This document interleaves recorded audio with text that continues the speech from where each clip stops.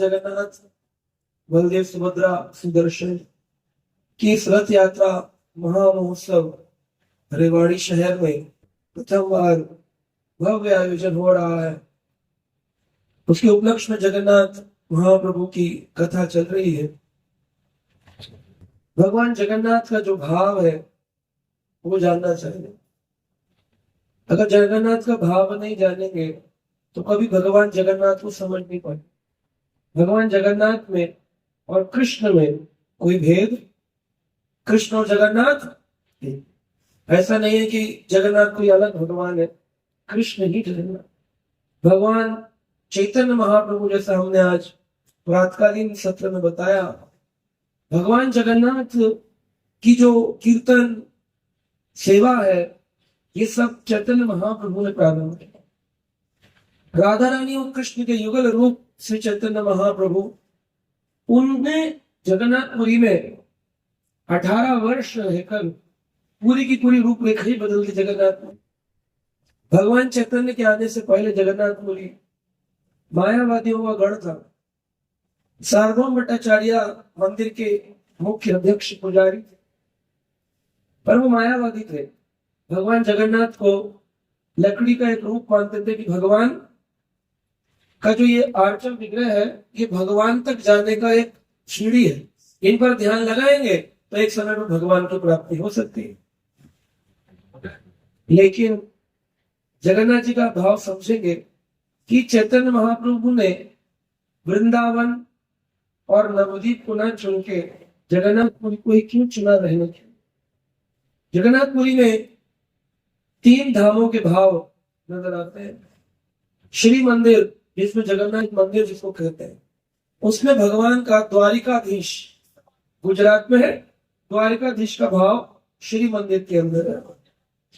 और जो भगवान का गुंडीचा मंदिर है, जहां अभी जगन्नाथ जी विराजमान होंगे, कल गए और आज विराजमान हो गए। गुंडीचा मंदिर में भगवान 1 सप्ताह विराजमान रहेंगे, 7 दिन। तो ये जो गुंडीचा मंदिर है इसे वृंदावन का भाव का। और चैतन्य महाप्रभु ने 18 वर्ष जगन्नाथपुरी में रह के एक स्थान बनाया। काशी मिश्र का एक छोटा सा आंगन था, बगीचा, उसमें कक्ष था, उसको गंभीरा कहते हैं। उस गंभीरा में केवल कुछ ही भक्तों का प्रवेश था। गंभीर भक्ति करने वाले गंभीरा में प्रवेश। आपको भक्ति गंभीर करनी है, भगवान की प्राप्ति गंभीर रूप से करनी है, या केवल ऊपरी रूप से करना? हाँ जी, ये वाले तो बोल रहे गंभीर, ये वाले गौतम गंभीर। गंभीर भक्ति करनी है तो गंभीरा का भाव लेना पड़ेगा। गंभीरा भाव क्या है? भागवत के अंदर वर्णन किया गया है। आज सुबह प्रभु जी ने प्रश्न किया, जगन्नाथ जी का स्वरूप कैसे आया? और हमारे प्रभु जी ने कहा भगवान के भक्तों की कथा भी सुनाई जाए।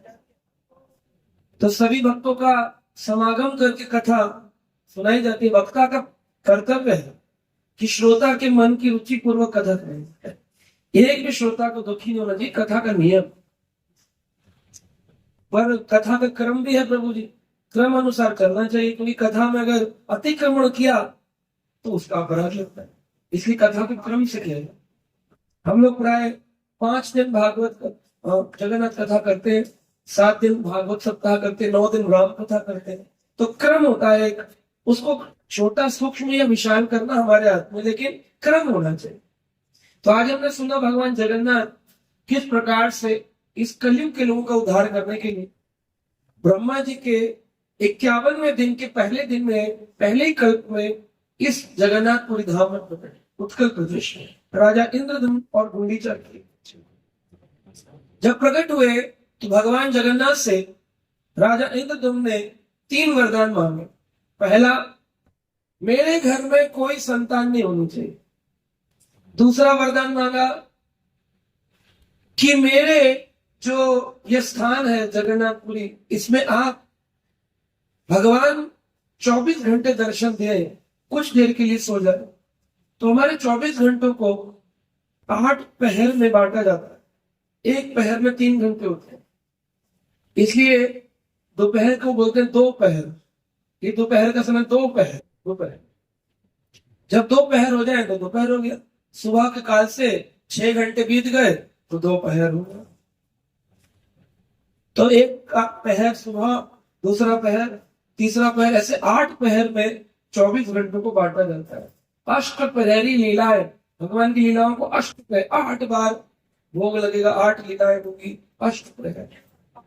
तो भगवान जगन्नाथ केवल एक पहर सोते हैं, रात को लेकर 2 बजे से सुबह 5 बजे तक 3 घंटे का एक पहर बंद होता है, बाकी समय रात को 2 बजे तक दर्शन होता है। तीसरा उन्होंने वरदान मांगा कि भगवान जगन्नाथ आप 8 पहर भोजन खाएं, कभी भी भूखे ना रहे, आपके हाथ गीले रहे। तो जगन्नाथ के भात जगत को सारे हाथ, जगन्नाथ जी के जो भात है, चावल, सारी दुनिया उसको पाती है। तो ये 3 वरदान मांगे। हमारे घर संतान ना हो, क्योंकि अगर संतान होगी तो कल को बोलेगी ये मंदिर हमारे पिताजी का है, बोले संतान ही नहीं होनी चाहिए। दूसरा मांगा सोए ना, ताकि सारी दुनिया पर आप कृपा कर सके, सारी दुनिया के लोग जिस भी वक्त आए, आलसी, प्रमादी, रात को आए, दिन में आए, दर्शन मुक्ति है। तीसरा प्रसाद पाए, तो भगवान जगन्नाथ का जो प्रसाद है वो आनंद बाजार में आनंद प्रदान करता है। जो भी पाता है भगवान जगन्नाथ का महाप्रसाद।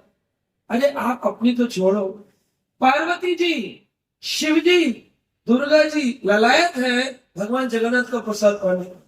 इसलिए पुरी में एक मंदिर है, उसका नाम है विमला देवी मंदिर।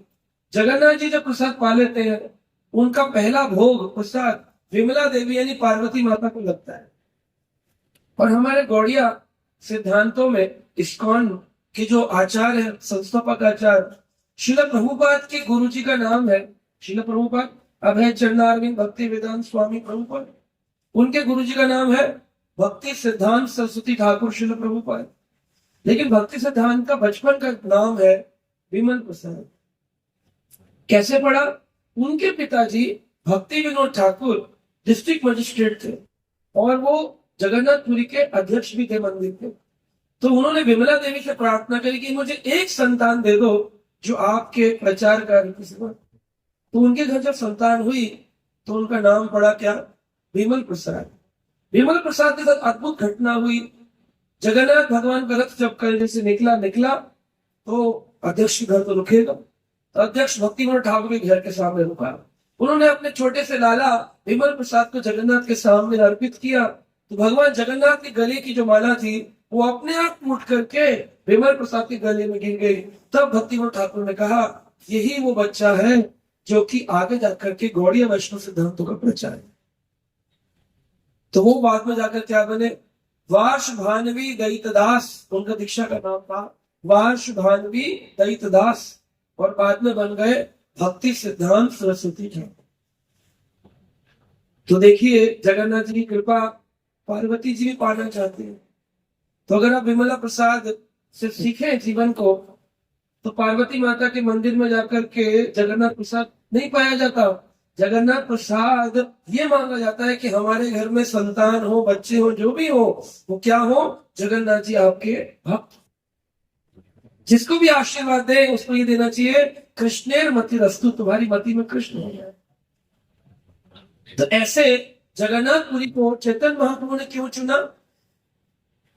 तो इसके 2 सिद्धांत शास्त्र में बताया जाता। एक कथा ये आती है कि भगवान चैतन्य महाप्रभु जो है उन्होंने राधा रानी के भाव को अंगीकार किया है। तो भागवत में ये श्लोक है, भगवान चैतन्य महाप्रभु से प्रतिदिन गाते थे, हमको भी गाना चाहिए, सुनना चाहिए। जयति जन्मवासो देवकी जन्मवादो यदा वर परिषतः स्वेदोर्भि आश्रयम् अधर्मम् स्थिरचर व्रजनी घन सुस्मितः श्रीमुखेन व्रजपुरावनीतानां वर्धयन् कामदेवम्। जयति जननिवासो, जयती का अर्थ है जो यशस्वी बनकर जीवन जीते हैं, जो यशस्वी है, जिनके पैदा हो जाने से उनकी माँ यशोदा हो जाती है, यशोदा, जिनके नाम मात्र से सारी दुनिया का यश उदय हो। हर आदमी चाहता है मेरे बच्चे का नाम यश उदय हो जाए, तो उसको क्या बोलना चाहिए प्रतिदिन? यशोदा के लाला की जय। यशोदा बोलने से यश का उदय हो जाता है। यश जयति जन निवास, वह जन निवास हो भगवान श्री हरि जो शाश्वत है, जिनकी कभी मृत्यु नहीं होती, जो सच्चिदानंद भगवान है, गोलोक बिहारी है, वैकुंठ अधिपति है, वो भगवान द्वारिका वासियों पर कृपा करने के लिए एक साधारण मनुष्य की लीला कर, इसलिए दुनिया उनको समझ नहीं पाती। कहते भगवान के पैर में तीर लग गया इसलिए भगवान मर गए। मैं तो आज बोलूं किसी के पैर में तीर लग जाए तो कोई मरेगा क्या? पैर कट जाएगा, पैर का ऑपरेशन हो जाएगा, इन्फेक्शन हो जाएगा, मरेगा नहीं कोई। और वो सच्चिदानंद विग्रह कैसे मर गए? लोग बोलते हैं अरे पैर में तीर लगा कृष्ण। ये भगवान की माया शक्ति है जो भ्रम पैदा करती है ताकि कोई उनको समझ ही ना पाए। जयति जन निवासो, और वो कैसे रहे? मनुष्य लिंगम, एक मनुष्य बनकर रहे। भगवान गीता में कहते हैं मानुषम तनुमाश्रितम, जो सोचते हैं कि मैंने मनुष्य का शरीर लिया है, मूढ़ाम न भी जानती, ऐसे मूर्ख मुझे कभी जान नहीं पाते।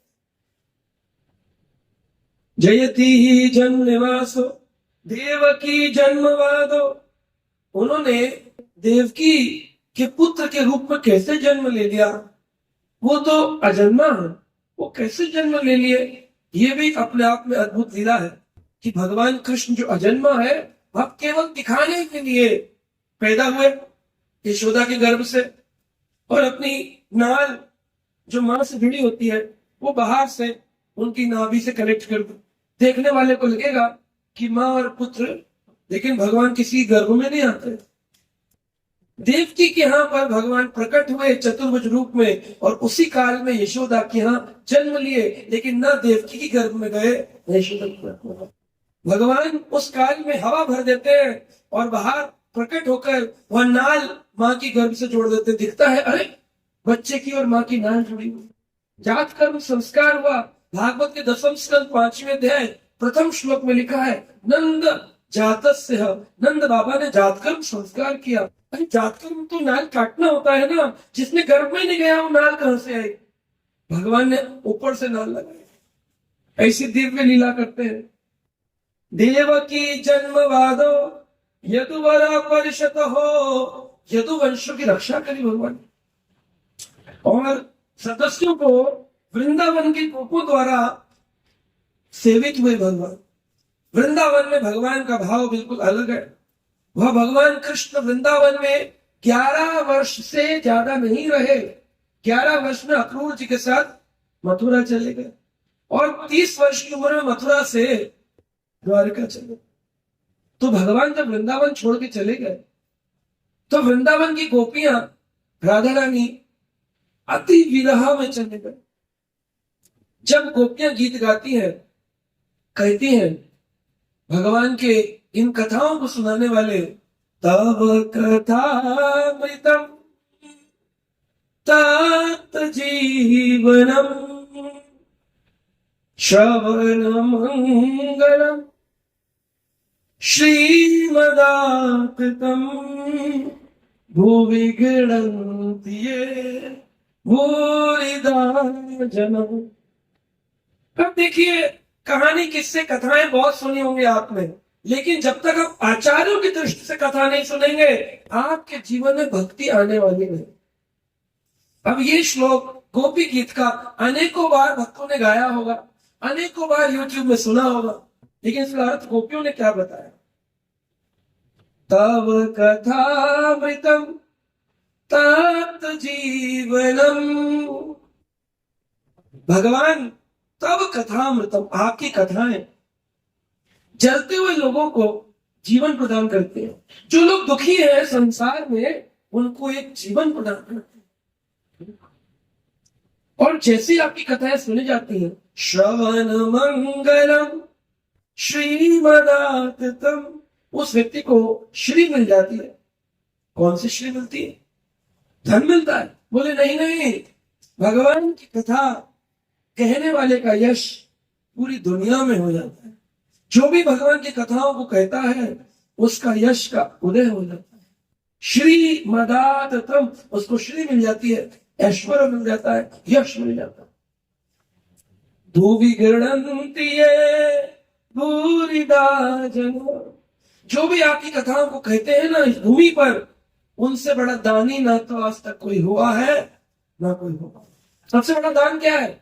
लोग बोलते कन्यादान, अच्छा है। उससे बड़ा क्या? बोलते विद्यादान, वो भी अच्छा है। उससे बड़ा क्या? बोलते अन्नदान, वो भी ठीक। उससे बड़ा क्या? तब कथा, कृष्ण की अमृतमय कथाओं का दान। ये तो गोपियों ने गाया और हम इसको टीकाकार कहते हैं कि हाँ, उनकी कथाएं जीवन प्रदान करती हैं। तब ते जीवन को एक रोशनी मिलती है, एक सुकून मिलता है। गोपियां कहती हैं लेकिन मन में जब कृष्ण चले गए, 11 वर्ष की उम्र तक तो इसी भाव को गाती थी, लेकिन जब 11 वर्ष के बाद कृष्ण चले गए तो किस भाव को गाती है? तब कथा अमृतम, तुम्हारी कथाओं को सुनने वाला व्यक्ति मृत हो जाता है, वो मर जाता है, किसी के काम का नहीं रहता, न घर का रहता है न संसार का रहता है। तब कथा मृतम, मृतम मार देती है। और भी व्यक्ति को कुछ समझ नहीं आता कृष्ण के अलावा, उसको लगता है बस जब भी टाइम मिले थोड़ी कथा सुन लो, थोड़ी कथा सुन लो। ऐसा दंश है, सांप का दंश लग जाए तो विष उतर जाता है, लेकिन कृष्ण कथा का दंश लग जाए तो उतरता। तब कथा तप्त जीवनम, अरे प्राण चले जाते हैं, 11 साल क्या रह गए कृष्ण वृंदावन में। हमारा हृदय सारा दिन कृष्ण के विरह में कातर रूप से पुकारता है, कृष्ण चलैया, कृष्ण कृष्ण कृष्ण। हृदय में वेदना उत्पन्न होती है, दुख उत्पन्न होता है। तो हमको जलाता है, ये कथाएं जलाने वाली है। तब कथा मृतम तप्त जीवनम, जीवन को जलाती है, तपाती है। ये गोपियों का अलग भाव हो गया 11 वर्ष के। भूविगृणन्ति ये भूरिदा जन श्रवण मंगलम। अब श्रवण मंगल नहीं कह रही, कह रही श्रवण अमंगलम। जो भी इनकी कथाएं सुनते हैं उनके जीवन में अमंगल हो जाता है। क्या अमंगल होता है? बोले फिर उसको कुछ अच्छा ही नहीं लगता, स्वाद ही नहीं आता ना भोजन में। बाहर खाता है, कह रहे नहीं नहीं, जो मजा कृष्ण प्रसाद में है ना वो इस भोजन में है, फिर उसको आनंद नहीं आता। जिस व्यक्ति को पीलिया की बीमारी हो जाती है उस व्यक्ति को चीनी भी फीकी लगती है और नीम जो है वो अच्छा लगता है।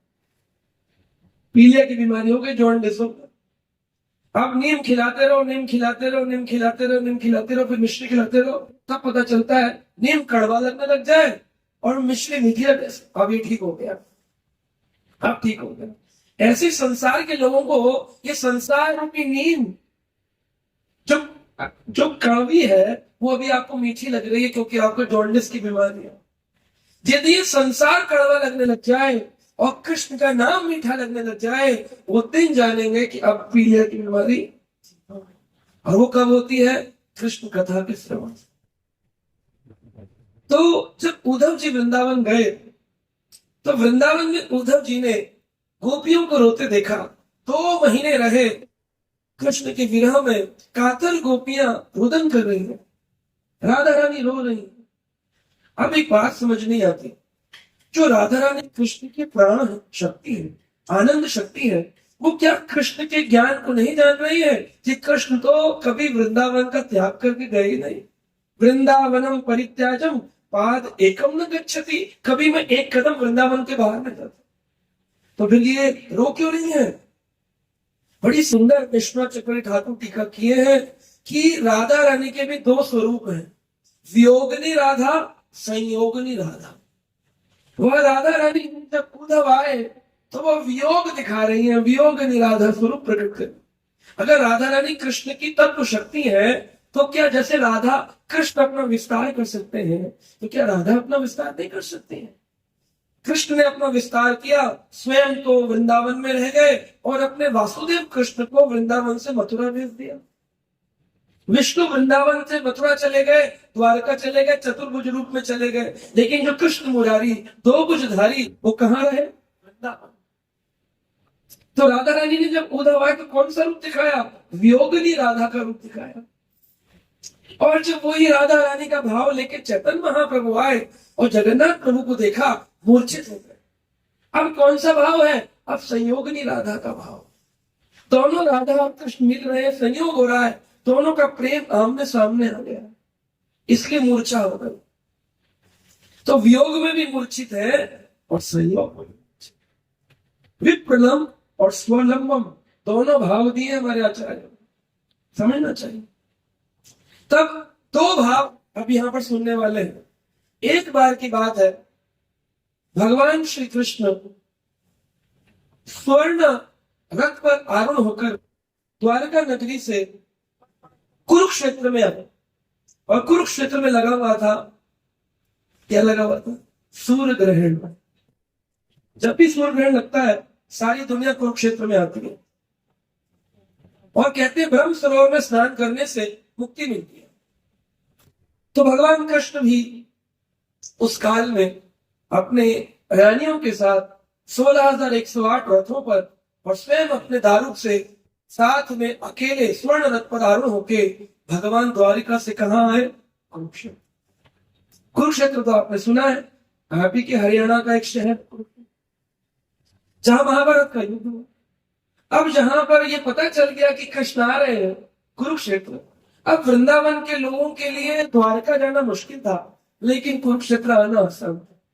कुरुक्षेत्र में आए, आकर के उन्होंने देखा कृष्ण है, लेकिन राजा का मुकुट लगाया है, तलवार रखी है, और भगवान कृष्ण खड़े हैं, सैनिकों को कह रहे इस लाइन में आ जाओ, उस लाइन में आ जाओ, चलो तुम स्नान करो, आदेश दे। गोपियों ने छुपकर पेड़ के पीछे से देखा, नहीं नहीं, ये नहीं हमारे कृष्ण, ये नहीं हमारे कृष्ण हो सकते, क्योंकि ये हमारे कृष्ण होते तो वो तो पगड़ी बांधते थे, कमर पर कटिबंध कमली बांधते थे काले रंग की, हाथ में बांसुरी होती थी, तलवार थोड़ी थी। ये कृष्ण नहीं, नहीं नहीं, ये नहीं कृष्ण। नंद बाबा, यशोदा सब बड़े भाव से देख रहे हैं, लेकिन किसी को वो प्रेम नहीं आ रहा। तब ग्वालों ने कहा, कृष्ण तुम हो तो कृष्ण, लेकिन कृष्ण जैसे क्यों नहीं लग रहे हो? क्योंकि अभी कृष्ण कौन से भाव में? ऐश्वर्य भाव में। और वृंदावन में कौन से भाव में? प्रेम के भाव में। तो जो लोग द्वारिका में दर्शन करते हैं वो ऐश्वर्य भाव में दर्शन, लेकिन इस समय जगन्नाथ जी गुंडीचा मंदिर में वृंदावन में इधर जो दर्शन करते, कहते हैं जगन्नाथपुरी में दर्शन किया तो एक फल मिलेगा, लेकिन गुंडीचा में अगर जगन्नाथ का दर्शन किया 1000 गुना ज्यादा फल मिलता है, क्योंकि यहाँ प्रेम स्वरूप में जगन्नाथ विराज, प्रेम से। अभी आज गुंडीचा मंदिर में दर्शन हो रहा है जगन्नाथ जी का, तो आज जो जगन्नाथ को देखेंगे कौन सा फल मिलेगा? देखो जगन्नाथ को देखो तो कौन सा फल मिलेगा? 1000 गुना ज्यादा फल मिलेगा, क्योंकि अभी जगन्नाथ गुंडीचा मंदिर में होता है। ये जगन्नाथ प्रेम का भाव। तो कैसा प्रेम आया? बोले चलो चलो कृष्ण को ले चलो वृंदावन। कृष्ण बोले ठीक है मैं तैयार हूं। पगड़ी बांधी गई, पटका लगाया गया, लकड़ी की बांसुरी दी गई, कृष्ण के तलवार वगैरह वेशभूषा उतारी गई, घोड़े खोल दिए गए। 4 घोड़े हैं भगवान के रथ में, सब घोड़े को दारूक को भगा दिया, भागो यहां से। रथ में रस्सी लगाई गई और रस्सी लगा करके कृष्ण के द्वारका के रथ को खींचना प्रारंभ हुआ। सारे जोर जोर से क्या बोले? क्या बोले? कृष्ण कन्हैया लाल की, हाथी घोड़ा पाल की, कृष्ण कन्हैया लाल की, हाँ कृष्ण कन्हैया लाल की, कृष्ण कन्हैया लाल की। और ले गए रथ को निकाल कर, और कुरुक्षेत्र से रथ निकलना प्रारंभ हो गया, रोड पर आ गया। एक तरफ से ग्वाले खींच रहे, एक तरफ से गोपियां खींच रहे। अब कृष्ण जा रहे, अब द्वारका वासी तो बेचैन हो गए, रानियां तो मतलब किसी का पति को खींच के ले जाए तो क्या हाल, पत्नियां बोली रोने लगी, अरे कृष्ण चले गए, कृष्ण चले गए। अब बीच में वार्तालाप हुआ, वासुदेव, उनके नाना उग्रसेन, सबके बीच चर्चा हुई। बोले देखो अगर कृष्ण द्वारका से वापस नहीं आए ना तो बहुत सारी जिम्मेदारियां बाकी हैं अभी, क्या होगा? खैर नंद और यशोदा को कौन समझाए, लाला को लिए भाग रहे, ये रस्सी खींच के भाग रहे, रुको रुको रुको रुको, भाग जाए। तो फिर समझाया गया, वो देखिए हम कसम खाते हैं, लिखा है तात्पर्य में, भागवत में लिखा है हम कसम खाते। देखिए मैं पढ़कर सुनाता हूं आपको, ताकि आपको विश्वास हो कि यथारूप भागवत बोली जा रही है। यथारूप कोई मानसिक कथाएं नहीं है, मन गढ़ंत कथा नहीं सुनाई जाती है, इस कौन में शास्त्र सुनाया जाता है। क्या लिखा है, वासुदेव जी के पास गए और बोले हे मित्र, कृपा कृष्ण को ब्रज में भेज दो। नंद बाबा बोला यदि आप ऐसा नहीं करोगे तो मैं परशुराम के बने सरोवर में डूब कर मर जाऊंगा। नंद बाबा बोले परशुराम सरोवर में डूब के मर जाऊंगा अगर आपने कृष्ण को वृंदावन में। हम ब्रज के लोग सूर्य ग्रहण के लिए थोड़ी आ रहे थे, अरे जो भगवान कृष्ण का हो गया उसके लिए ग्रहण ग्रहण कुछ नहीं होता। बोले हम सूर्य ग्रहण के लिए नहीं आए, हम तो कृष्ण के दर्शन करने आए, अपने लाला को देखने आए, इतने वर्ष बीत गए, इसलिए कृष्ण को भेज दीजिए ना। समझा, नंद महाराज बौखला रहे थे, देखो तुम्हें छोड़ना पड़ेगा वासुदेव, तुम्हें छोड़ना पड़ेगा, इतने साल तुम्हारे साथ द्वारका में रह लिए, छोड़ना पड़ेगा, बौखला रहे। अब राजनीति में बड़े पटु थे वासुदेव, कंस को समझा दिए थे, तो नंद को समझाना कौन सी बड़ी बात थी। समझाए वासुदेव जी, बोले देखो नंद महाराज, हे ब्रजराज, ब्रज के राजा, ये सच है कि कृष्ण के बिना तुम में से कोई भी जीवित नहीं रहेगा अगर कृष्ण वृंदावन चलेगा। इसलिए कृष्ण को किसी न किसी तरह मैं ब्रज में भेजूंगा। मैं कसम खाता, ये कसम खाना वासुदेव जी ने शुरू कर दिया था, वहीं से बोलता मैं कसम खाता हूं तो मैं ब्रज में कृष्ण को भेजूंगा। निस्संदेह निसहाय जो कृष्ण की रानियां है ना 16,108, ये सब महिलाएं असहाय हो जाएंगी। अगले ही दिन मैं बिना रुकावट डाले जैसे ही द्वारका पहुंचे, थोड़ी सी जिम्मेदारी निपटाते ही मैं पुनः उनको इस बात का मैं वचन। इसके बाद उग्रसेन ने नंद महाराज से कहा, हे ब्रजपति, मैं वासुदेव के कथन का साक्षी हूं, आपको साक्षी भी होना चाहिए। तो वासुदेव जी ने नंद को ये बात कही है, तो वासुदेव जी के ससुर उग्रसेन, नाना कृष्ण के नाना, देवकी के पिताजी कंस के पिता उग्रसेन बोले मैं इस बात का साक्षी हूं ब्रजपति, ब्रज के पालन करता, कि कृष्ण जो है तुरंत ही द्वारका जाके पुनः वापस आए। तो कुछ कथावाचक ऐसा कहते हैं कि जो ये रथ यात्रा है कुरुक्षेत्र से भगवान को खींचकर वृंदावन ले गए। ये यात्रा खींचा तो गया लेकिन वृंदावन पहुंचे नहीं, क्योंकि बीच में ही रोक दिया गया। और 3 महीने यहां पर लिखा है, इस प्रकार भगवान गोविंद के चरण कमलों पर समर्पित अपने मन को वहां से विलग कर पाने में असमर्थ नंद ग्वाल वाले रोते हुए मथुरा को लौट आए। ये श्लोक है, नंदो गोपश्च गोविंद चरणाम्बुजे ममाश्रितम पुनर्हर्तुम अनिशहा मथुराम ययु। वापिस मथुरा से, यानी कि यह प्रसंग तो कट गया कि कुरुक्षेत्र से भगवान गए। इस बात की स्थापना 10वें स्कंद के इस 84वें अध्याय के श्लोक संख्या 60 में 10, 84, 60 इसमें स्थापित हो गया कि कुरुक्षेत्र से भगवान वृंदावन नहीं। फिर कब गए? एक दिन कृष्ण अचानक ही क्या हुआ, सुधर्मा सभा में गए थे और इस भाव को देख करके कि ब्रजवासी ऐसे होते हैं, सारी रानियों ने रोहिणी माता को पकड़ लिया जो द्वारिका में रहती और बोली, रोहिणी माता, हमने कुरुक्षेत्र में देखा ब्रजवासी पागलों की तरह कृष्ण को खींच रहे थे, ऐसा क्या है ब्रज में कि कृष्ण भी जा रहे थे, अपनी मति भूल गए, अपना प्रेम, अपनी जिम्मेदारियां, ऐसा कैसे हो गया? रोहिणी बोली, देखो मैं बताऊंगी तो, लेकिन तुम लोग ना अरेंजमेंट ऐसा करो कि कोई सुने ना, और विशेषकर कृष्ण बलराम ना सुने, क्योंकि जिस दिन सुन लेंगे उसी दिन वो वृंदावन चले जाएंगे द्वारिका वासी में। तो पूरी जगह पहराबंदी करी गई, किसी को गेट कीपर बनाया गया, किसको बनाया? उनकी बहन सुभद्रा जी को खड़ा कर दिया, बोले तुम द्वारपाल बन जाओ। कृष्ण बलराम आए तो जोर से सायरन बजाना, जय जगन्नाथ, तो फिर हम लोग चुप हो जाएंगे, कथाएं नहीं बोलेंगे।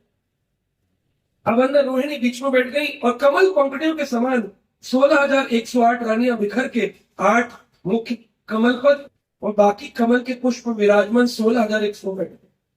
अब रोहिणी माता ने वृंदावन की बाल लीलाएं सुनानी शुरू करी। अरे वृंदावन के भाव का तो क्या बताएं। 9 लाख गायें थी यशोदा के घर में, लेकिन फिर भी लाला पागलों की तरह दूसरी गोपियों के घर का मक्खन चुराते थे। उन्होंने कही हमारे कृष्ण मक्खन चुराते थे। हंस रही है, विश्वास ही नहीं हो रहा। किसी की पत्नी को बोला जाए नहीं शादी होकर जाए, तेरा तो पति बना बैठा है ना, दूसरों के घरों में जाके चप्पलें चुराता है, घुटनों की बल चलता था, मिट्टी खाता, विश्वास ही नहीं होगा, विश्वास ही नहीं हो रहा।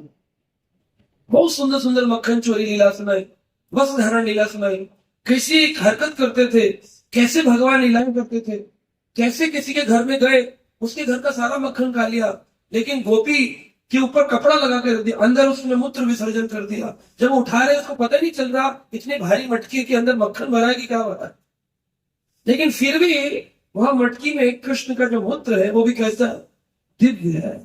भगवान के शरीर का हमारी तरह दुर्गंध युक्त नहीं है। भगवान का नाम, भगवान का धाम, भगवान का विग्रह, भगवान का प्रसाद और स्वयं साक्षात भगवान, सब में से सुगंध आती है, सच्चिदानंद। इसलिए भगवान की कोई भी लीला हो वो मधुर लीला है, मधुर मधुर।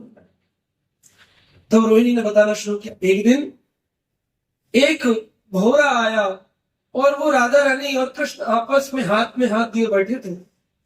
एक भौरा आया उड़ता हुआ और कृष्ण की प्रिय सखी राधा रानी से वार्तालाप कर रहे थे। क्या आया? भौरा। और भौरे ने आकर के राधा रानी के ऊपर मंडराना प्रारंभ कर दिया, क्योंकि उनके बालों में फूल लगे थे। इतने में कृष्ण ने मधुमंगल को खड़ा किया था। खड़े हो जाओ मधुमंगल, जो भी इधर आए बता देना कोई आ रहा है तो हम लोग अपनी वार्तालाप रोक देंगे। गुह्यतम बात है, छुपा छुपी की बात है। तो मधुमंगल दूर खड़ा था, मधु भौरा आ रहा था, तो यहां 3 मधु उत्पन्न हो गए। एक भौरा मधु, एक कृष्ण मधु, उनका नाम मधुसूदन मधु, और तीसरा मधुमंगल मधु। तो 3 मधु हो गए।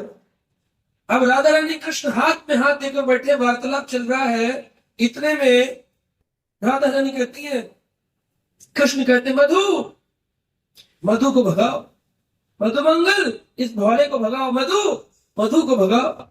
ये बात सुनते कि मधु को भगाओ, राधा रानी को लगा कि शायद कह रहे हैं कृष्ण कि ये मधु यानी मधुसूदन कृष्ण को भगाओ, और ये सोचती कि कृष्ण चले जाएंगे।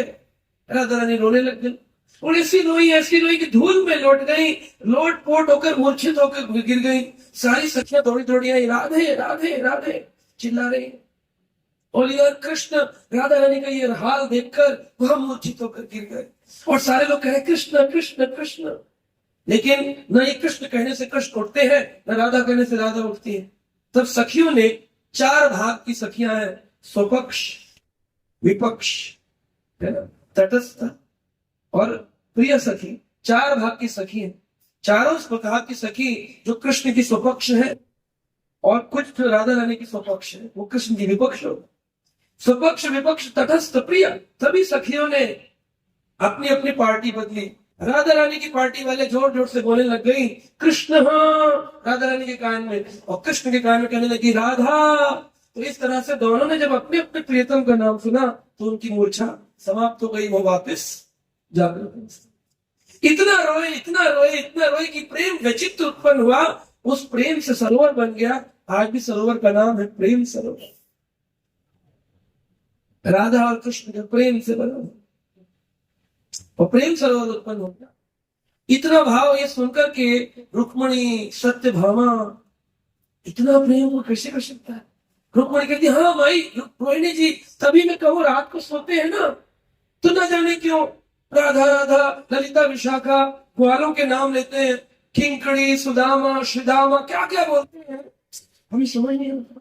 इन्होंने आज तक, हमें 50 साल हो गए शादी को, एक बार भी हमसे प्रसन्न नहीं हुए। कभी रात को सोते में नहीं कहते रुक्मणी सत्यभामा कालिंदी भद्रा लक्ष्मणा, कभी नहीं कहते। हमेशा गोपियों का नाम। ऐसी बात, यही बातें चल रही थी। इतने में उग्रसेन की पत्नी, क्या नाम है उग्रसेन की पत्नी का? कृष्ण के नाना जी का नाम है उग्रसेन। और कृष्ण की नानी का नाम बताइए, क्या नाम है कृष्ण की नानी का? कृष्ण के मामा का नाम, कृष्ण के मामा का नाम क्या है? कंस। और कृष्ण के नाना का नाम उग्रसेन। और कृष्ण की नानी का नाम पद्मावती। पद्मा पद्मावती वहां पे आ गई। बंद करो ये, बंद करो, जोर जोर से चिल्लाने लगे, बंद करो ये, बंद करो, चर्चाएं बंद करो। अरे ये नंद यशोदा तो दंडित होने योग्य है, इनको दंड मिलना चाहिए। इन्होंने हमारे लाला से नौकरी करवाई, छोटा सा बालक 5 साल का, कंस के डर से उसको भिजवा दिया वृंदावन। वहां पे अपने घर में खाने को देती है अगर यशोदा, तो क्या उसको चोरी करनी पड़ती है? खाने को नहीं देती थी यशोदा, ऐसा दंड दिया मेरे पुत्र को, नानी के भाव से डांट। अरे छोटे से 5 साल के बच्चे से कोई गैया चराता, गैया चराने भेज दिया, उसको कितनी तकलीफ होती होगी। और वो भी नंगे पांव, पांव में पादुका भी नहीं पहनाई, और इसी करके चिल्लाने लगा। हम सारी सोच रही है कौन सी बात माने, नंद यशोदा का प्रेम माने कि नंद यशोदा का विरह माने। पद्मावती ने एक यज्ञ ऑर्गेनाइज किया। उस यज्ञ के अंदर पद्मावती ने पहरा लगाया, बोले कोई भी आए लेकिन व्रजवासी नहीं आने चाहिए, कभी व्रजवासी नहीं आने चाहिए। कुछ भी आए, कोई भी आए, राक्षस आए, व्रजवासी नहीं आने चाहिए। नारद जी को इनविटेशन देने का सेवा मिली, बोले जाइए सारी पृथ्वी पर इनविटेशन दीजिए, तीनों लोकों में यज्ञ हो रहा है। जब कृष्ण पैदा हुए थे तो वासुदेव ने कहा था ब्राह्मणों को लाखों गाय दान दूंगा, लेकिन जेल में थे, दान दे नहीं पाए। फिर कृष्ण जो है वो वृंदावन चले गए, कृष्ण मिले नहीं तो गाय दान हो नहीं पाई। वापिस आए तो संदीपानी मुनि के आश्रम चले गए तो गाय दान हो नहीं पाई। फिर हुए तो जरासंध का युद्ध हो गया, वृंदावन से मथुरा, मथुरा से द्वारिका, द्वारिका में फिर अनेक राक्षस आए, गाय दान हो नहीं पाए। तो चलो गाय दान करेंगे, यज्ञ गौ दान के लिए बड़ी गाय इकट्ठी हो गई, यज्ञ आयोजन हो गया, नारद जी सब जगह गए, लेकिन मन में आ गया जब किसी को कहा जाए ये मत करना, तब वो वही करता। ब्रजवासियों को मत बोली, एक बार देख तो लिया सब ब्रज में क्या है। ब्रजवासियों के पास पहुंच गए और ब्रजवासियों को बोली नंद यशोदा, हमारी माई ने ना, पद्मावती ने यज्ञ रखा है, उग्रसेन पद्मावती, कृष्ण के नाना नानी ने। वसुदेव जी बैठेंगे, देवकी बैठेंगे यज्ञ में, कृष्ण बैठेंगे यज्ञ में, लाखों गाय दान होंगी, लेकिन बोला गया आप लोगों को ना बुलाया जाए। लेकिन मैंने सोचा कि बता कर दूं, बुलाऊं ना फिर भी, लेकिन बता। नारद जी ने अपना काम कर दिया, बुलाऊं ना लेकिन बताता तो। अभी मन में उत्पन्न हो गया, अरे लाला का ऐसा, हम तो जाएंगे। सब बैलगाड़ियों पे आरूढ़ होकर द्वारका पहुंच गए। अब वहां पैराबंदी किसने करी? पद्मावती ने। पद्मावती इतनी विपरीत क्यों है, क्यों इतनी ब्रजवासियों से चिढ़ती है? अब देखिए ये किसी को नहीं पता। जब तक आचार्यों की ग्रंथ नहीं पढ़ते ना, ये कथाएं सुनने से नहीं, इधर से कथा सुन ली, एक भक्त है उनका आम चोरी हो गया, इससे नहीं होती। अब गहरे गहरे ग्रंथ पढ़ते हैं, तब जाके हृदय में श्री कृष्ण कानों के माध्यम से हृदय स्थल पर प्रवेश करते हैं। कथा का मतलब ही है कहानी नहीं, हरि कथा विस्तार, हृदय का विस्तार। बैठे आप हृदय में बैठ जाए कृष्ण, उसे कहते हैं कथा। जो सुनते हैं कृष्ण कथा, चली जाती है जीवन की व्यथा, कोई तकलीफ नहीं रहती। जी आ गए, पद्मावती ने घेराबंदी कर दी। क्यों इतनी विपरीत है? कहते पद्मावती उग्रसेन की पत्नी तो है और कंस की मां तो है, लेकिन कंस उग्रसेन का पुत्र नहीं था। क्यों? एक दिन पद्मावती यमुना पे स्नान करने गई, वहां पर एक दैत्य आया, उसका नाम था द्रुमिल दैत्य। द्रुमिल राक्षस उड़ता हुआ आया और उसने पद्मावती के स्वरूप को देखकर बड़ा आकर्षित हुआ। बड़ी सुंदर रानी है, मथुरा की रानी, उसको किडनैप कर लिया। और जैसे रावण ने सीता जी का अपहरण किया, वैसे द्रुमिल दैत्य ने पद्मावती का अपहरण कर लिया। अब पद्मावती का संग करके उसकी गर्भ में एक राक्षस बीज उत्पन्न कर दिया। कौन बना वो? कंस। लोग बोलते ना उग्रसेन का पुत्र कंस कैसे हो सकता है? क्योंकि द्रुमिल दैत्य का अंश उसमें प्रवेश हुआ। उग्रसेन का पुत्र नहीं। पद्मावती ने ये बात छुपाई हुई है, कभी नहीं बताया कि दुर्मिल दैत्य ने मेरे साथ ऐसा दुर्व्यवहार किया। और इसी कारण से पद्मावती राक्षसी प्रवृत्ति की हो गई, क्योंकि उसका संग दुर्मिल दैत्य से है। जब कभी भी आपके जीवन में गलत संग होगा तो आपका जीवन खराब हो जाए। वो केकई जो राम को इतना प्रेम करती थी, केवल मंथरा के कुछ क्षण मात्र संग से उसकी बुद्धि पलट गई। केकई राम की विरोधी हो गई। वही केकई राम को बिना निवाला खिलाए खाना नहीं खाती। वो केकई को देश निकाला थी, राज्य से निकाला। सोचिए, वो दुर्योधन जो कि बालकाल से भीष्म पितामह द्रोणाचार्य के साथ था, वो कभी युद्ध नहीं करता, लेकिन उसका संग अपने मामा से हो गया, शकुनी से। इसलिए किस भक्त का संग कर रहे हैं ये बहुत जरूरी है। जैसा करोगे संग वैसा बनेगा ढंग, और जैसा बनेगा ढंग वैसा चढ़ेगा रंग। आपको देख के कोई बता देगा आप कौन से व्यक्ति के साथ रहते हैं। आपको हरी कथा समझ में आ रही है कि नहीं आ रही है? आपका जीवन कथा में चल रहा है कि प्रजल्पा में चल रहा है, संसार। इसलिए अच्छे भक्तों का संग करना चाहिए, अच्छी प्रमाणिक कथाएं सुननी चाहिए। यूट्यूब में कुछ भी नहीं सुन लेना चाहिए। आजकल उल जुगुल बहुत आता है, आजकल वीडियो बना देते हैं कहानी किस्सों के, वो सब प्रमाणिक नहीं है। कोई ग्रंथ दिखाइए जहां पर लिखा हो जो आप सुना रहे। प्रमाणिकता होनी चाहिए। बिना प्रमाण के कोई चीज सुननी नहीं चाहिए, स्वीकार नहीं करना चाहिए, वरना क्या होगा? तो केकई का हाल हुआ और जो दुर्योधन का हाल हुआ, धृतराष्ट्र का। अब यहां पर बात आती है, पद्मावती ने घेराबंदी कर दी, सारे द्वारकावासी अंदर बैठे यज्ञ कर रहे हैं, ब्रजवासी पहुंच गए, यशोदा वहां खड़ी। अब यशोदा ने कहा हमको अंदर जाने दीजिए। गार्ड बोले नहीं जी, पद्मावती ने मना किया है, कोई अंदर नहीं जाएगा। ब्रजवासियों को बिल्कुल अलाउड नहीं है। बोले नहीं नहीं, एक बार तो कृष्ण को देखने दो, कैसे वो यज्ञ करते, स्वाहा स्वाहा। हमारे कृष्ण तो चोरी करते देखा, कभी यज्ञ करते नहीं देखा। किसी का बच्चा पुजारी बन जाए ऑल्टर पे, सारे देखने आते, हमारा बच्चा देखो ऑल्टर में पूजा कर रहा। बोले एक बार तो देखना है, नहीं देखने दिया। पद्मावती बोली घेराबंदी तगड़ी लगा तो कोई नहीं आ सके। अंदर कृष्ण ने आवाज सुनी कि बाहर खड़ी यशोदा चिल्ला रही है, कन्हैया कन्हैया। बस ये आवाज कृष्ण के कानों में पहुंच गई। वहां कृष्ण यज्ञ कर रहे थे, बड़े राजा बने बैठे थे, सारा राजपाट भूल गए अपना। वृंदावन का ऐसा भाव उनके हृदय में उत्पन्न हुआ, सीधे भागे और बोले कहाँ है मेरी मैया मैया मैया करते द्वारका के द्वार पर। अब यहाँ यशोदा ने कृष्ण को देखा, कृष्ण यशोदा को, दोनों ने एक दूसरे को गले लगाया, फूट फूट के रोने लग गए। कृष्ण कहते भैया तुम अंदर क्यों नहीं आए? अरे कन्हैया हमको आने नहीं दिया, हमको कोई आने नहीं देता। अरे कुछ लाइए, हम तेरे लिए माखन बना के लाए, मटकी से माखन। ब्रह्मा जी देख रहे, कहते अहो भाग्यम नंद व्रज ओपसम।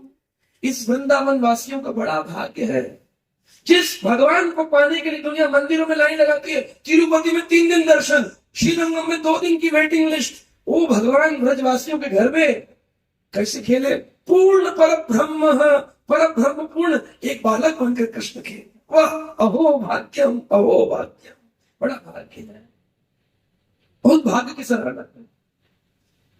ये स्थिति देखकर ये बात चल रही थी ना, ये कथा सुनाई जा रही है रोहिणी के द्वारा। ये सुनकर वो सुभद्रा महारानी योग माया हाथ अंदर चले गए, आंखें बड़ी हो गई, पैर शिथिल हो गए, अष्ट सात्विक विकार प्रकट होने लगे, स्वेद कंपन होने लगा, पसीना निकलने लगा, आश्चर्य में आंखें फटी की फटी रह गई। और ये कथाएं सुनती रही। कृष्ण बलराम कब आए उनको मालूम ही नहीं पता, और कृष्ण बलराम ने भी ये कथा सुन ली। अब कृष्ण बलराम के शरीर भी अंदर चले गए, हाथ पांव सूक्ष्म हो गए, आंखें बड़ी बड़ी हो गई और ऐसे बढ़े। इतने में नारद जी फिर पुनः प्रकट हुए। नारायण नारायण, अद्भुत अद्भुत, मैंने देखा प्रभु, मैंने आपका एक अद्भुत स्वरूप देख लिया। भगवान कृष्ण नारद जी के आते ठीक हो गए, वापिस त्रिभंग हो गए। भगवान बोले अरे क्या देखा तुमने, क्या देखा? बोले मैंने आपके हाथों को अंदर जाते देखा, मैंने आपके पैरों को अंदर जाते देखा, मैंने आपकी आंखों को बड़ा होते देखा, मैंने आप तीनों के सुंदर स्वरूप को देखा। प्रभु ये क्या है? भगवान बोले ये कलयुग में लोगों का उद्धार करने हेतु मेरा एक अद्भुत स्वरूप है, जिसको जगन्नाथ स्वरूप कहते हैं। इसलिए कृष्ण में और जगन्नाथ में कोई भेद। एक दिन इसी बात का स्मरण करते करते जगन्नाथ कृष्ण विरह में आ गए और बोले, मुझे वृंदावन जाना है, कहाँ मोरी बंसी, कहाँ मोरा यमुना, कहाँ मोरा पुलिना, कहाँ मोरा वृंदावन। कहते हुए द्वारका में तड़पने लग गए। द्वारका में सब लोगों ने देखा कृष्ण अब 100 साल हो गए हैं, कृष्ण को वृंदावन छोड़े हुए, अब कृष्ण को संभालना बहुत मुश्किल है। कहाँ मोरी बंसी, कहाँ मोरा वृंदावन, कहाँ मोरी यमुना पुलिना। ऐसे कह के गिर जाते, मूर्छित हो। ब्रजवासी उठाते, उठो उठो, द्वारकावासी उठाते, उठो उठो, उठो उठो, कहाँ यमुना, कहाँ बंसी, कहाँ वृंदावन, क्या बोल रहे हो, उठो उठो। कृष्ण उठते फिर मूर्छित, फिर उठते फिर मूर्छित। अनेकों बार ऐसा हो रहा था। बलराम जी बोले, अब समय आ गया है, इनको अब वृंदावन ले जाना ही। यानी कुरुक्षेत्र से प्रयास हुआ, फिर यज्ञ में प्रयास हुआ, अब ये तीसरी बार हो रहा है। खींचने के लिए तैयार एक रथ तैयार किया गया, 4 घोड़े लगाए गए, मोचिका रेचिका, सारे घोड़े लग गए लाल रंग के, और भगवान कृष्ण का रथ सुंदर नंदी घोष तैयार किया गया, चलने के लिए तैयार।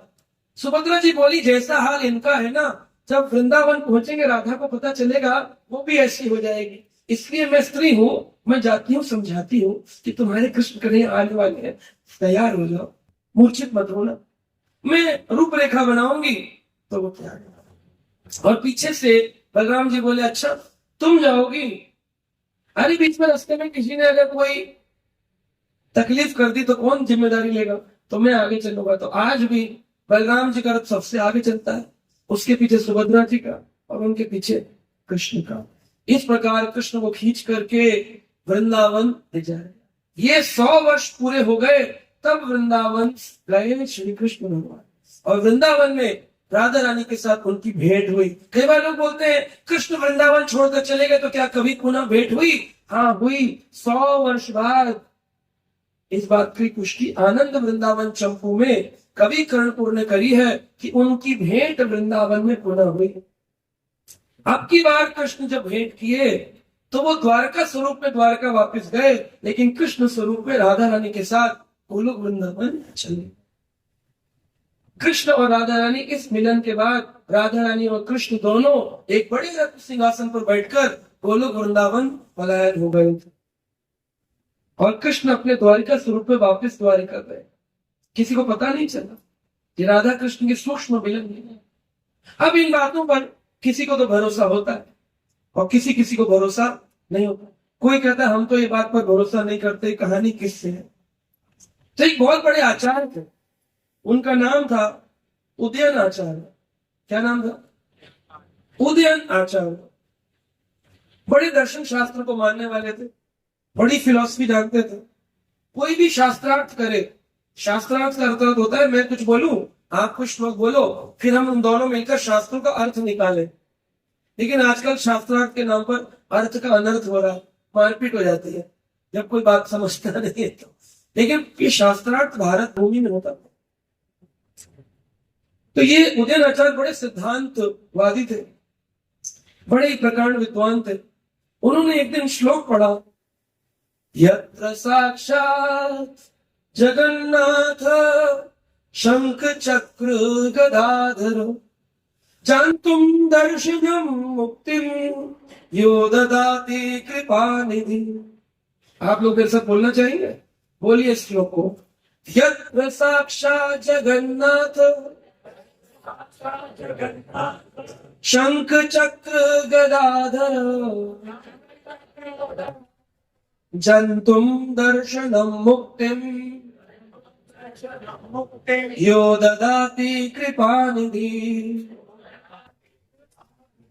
भगवान पुरुषोत्तम श्री कृष्ण जगन्नाथ रूप में कृपा करते हैं लोगों पर। दयालु भगवान इस कलयुग में विराजमान है जगन्नाथ। यत्र साक्षात जगन्नाथ, ये कोई मूर्ति नहीं है कि प्राण प्रतिष्ठा करी गई और उसमें अंश रूप में भगवान आए। यह साक्षात श्री हरि है। कैसे है? शंख चक्र कमल गदा धारण करते हैं। जंतुम दर्शनम मात्रम, जंतु क्या हुआ? जीव जंतु कहते हैं ना, जीव जंतु। जंतु मतलब जीव, कोई भी जीव, कीड़ा मकोड़ा भी, जंतुम दर्शनम मुक्तिम, जिस व्यक्ति ने इनका दर्शन कर लिया उसको क्या मिल जाएगी? मुक्ति। यो ददाति कृपा निधि, कृपा निधि भगवान सब पर कृपा करते। उदिन आचार्य ने ये श्लोक पढ़ लिया और तत्काल मोक्ष प्राप्ति के लिए जगन्नाथपुरी धाम की यात्रा। अब उदिन आचार्य जी अपनी पोटी लेकर के वृंदावन घूमे, काशी घूमे, लेकिन अब की बार कहां चल दिए? जगन्नाथपुर। जगन्नाथ में आस्था तो रखते थे, लेकिन इस श्लोक में आस्था नहीं थी। तो कभी कभी लोग भगवान में तो आस्था रखते, तभी तो आप सब आए, तो आपको भगवान में तो आस्था होती है, लेकिन जो कथा में सुना रहा हूं आप कहेंगे हमने तो ऐसा कभी नहीं सुना, मैं तो आपको साक्षात शास्त्र सुना रहा हूं। जो व्यक्ति संशय प्रश्न सुनता है, संशय आत्मा विनश्यति स विनाश, प्रमाणिक कथाओं में कभी संशय नहीं करना चाहिए, क्योंकि मैं आपको श्लोक बता रहा हूं, उसका अर्थ बता रहा हूं, साक्षात प्रमाण शास्त्र सुना रहा हूं, ये मन गणित कथा नहीं, इसलिए इस पर संशय नहीं होना चाहिए। उदिन आचार्य जी ने संशय कर लिया, संशय करके पहुंच गए और वहां देखा जगन्नाथपुरी धाम में मंदिर में लोग जाते हैं, दर्शन करते हैं और जोर से चिल्लाते हुए आते, जय जगन्नाथ। क्या चिल्लाते? जय जगन्नाथ। उदिन आचार्य जी की ये बात उन्होंने देखी, मन में संशय उत्पन्न हो गया, बोले जगन्नाथ दवो ददाती कृपा निधि जंतुम दर्शनम, जो भी जीव जंतु दर्शन कर लो। ये तो अच्छे खासे हार्ड मास के बने पुतले पुरुष जा रहे हैं और वापिस आ रहे, अगर मुक्त हो जाते तो वापिस आते हैं। विषय पर संशय होता नहीं, ये जगन्नाथ मुक्ति देने वाले विभु हैं। अब क्या हुआ? अगले दिन सुबह सुबह पंडा जी आए और 5 बजे पंडा जी ने भगवान के दर्शन के लिए प्रातकालीन मंगल आरती 5 बजे दर्शन के लिए पट खोले, ताला खोला, चाबी खोली, सब कुछ खोला, लेकिन दरवाजा नहीं। 1 घंटे प्रयास किया, नीचे से लोग चिल्ला रहे जय जगन्नाथ, दर्शन खोलो, जय जगन्नाथ। पंडा लोग घबरा रहे, पसीना छूट रहा है। 12 बज गए दोपहर के, दर्शन नहीं खुला। सुबह से 5 बजे के दोपहर के 12, ना भोग लगा ना दर्शन। खबर राजा के पास पहुंची, इंद्रदम्न के वंश के राजा, उसके बाद राजा गल्व माधव, उसके बाद राजा प्रताप रुद्र चैतन्य महाप्रभु के काल में, और आज भी राजा विराजमान गजपति, राजा गजपति आज भी आते हैं। राजा कल भी आए थे, उन्होंने पूजन किया रथ पर चढ़कर। राजा गजपति को खबर मिली कि वो भगवान का दर्शन नहीं खुल रहा, भोग नहीं लग रहा जगन्नाथ को, क्या किया जाए? राजा बैठ गए, रुदन करने लगे, हे जगत के नाथ, हे दीन बंधु, हे कृपा निधि, क्यों दरवाजा नहीं खोल रहे हैं? तब जगन्नाथ जी ने राजा को कहा स्वप्न में आके, हे राजा, मेरे इस पुरी में जहां सभी श्रद्धालु भावुक भक्त आते हैं, एक ज्ञानी आ गया, और वो ज्ञानी अपने ज्ञान के आधार पर मेरा निर्णय कर रहा है। देखो लोग ज्ञानी होते हैं, 2-4 साल कथा सुन लो फिर ज्ञानी बन जाए। बोलते ये वाला मैं ऐसा तो नहीं कहा, हमने तो ऐसा सुना। शास्त्र क्या बोलते हैं? किसी व्यक्ति ने अगर आपको गलत सुना दिया, सिखा दिया, तो क्या हमेशा गलत सुनोगे? आगे सीखना चाहिए सही क्या है। तो उन्होंने कहा एक व्यक्ति आ गया है और उसने मेरे शास्त्र के श्लोक पर संदेह किया है, कहता है कोई भी व्यक्ति को मुक्ति नहीं मिल सकती है, जो भी श्रद्धालु आए उसको मुक्ति मैं नहीं देता हूं, ऐसा उसने भाव रखा। इसलिए दर्शन नहीं खुलेंगे जब तक वो व्यक्ति पुरी से बाहर नहीं जाएगा, मैं दर्शन नहीं खोलूंगा। भगवान ने उदयन आचार्य के कारण दर्शन बंद करो। भगवान को सोचिए, एक अश्रद्धालु, एक संशय करने वाला, एक भगवान पर संदेह रखने वाले से कितनी भगवान को तकलीफ होती। और लोग बोलते हैं हमने तो सुना है कि गणपति भगवान की पूजा प्रथम पूजा होती है, उनके बिना पूजा करने से तो भक्ति नहीं होती है। संदेह संदेह। हमने तो सुना है, शिव पुराण में लिखा है शिव जी भगवान है, फिर ये तो बोल रहे हैं कि कृष्ण ही जगत के नाथ है। संदेह। साक्षात पर ब्रह्म की बातों पर संदेह नहीं करना चाहिए। अगर आप जगन्नाथपुरी जाएंगे देखेंगे भगवान की जगन्नाथपुरी में जगन्नाथ की सीढ़ियों के पास ही काशी विश्वनाथ शिवजी विराजमान हो।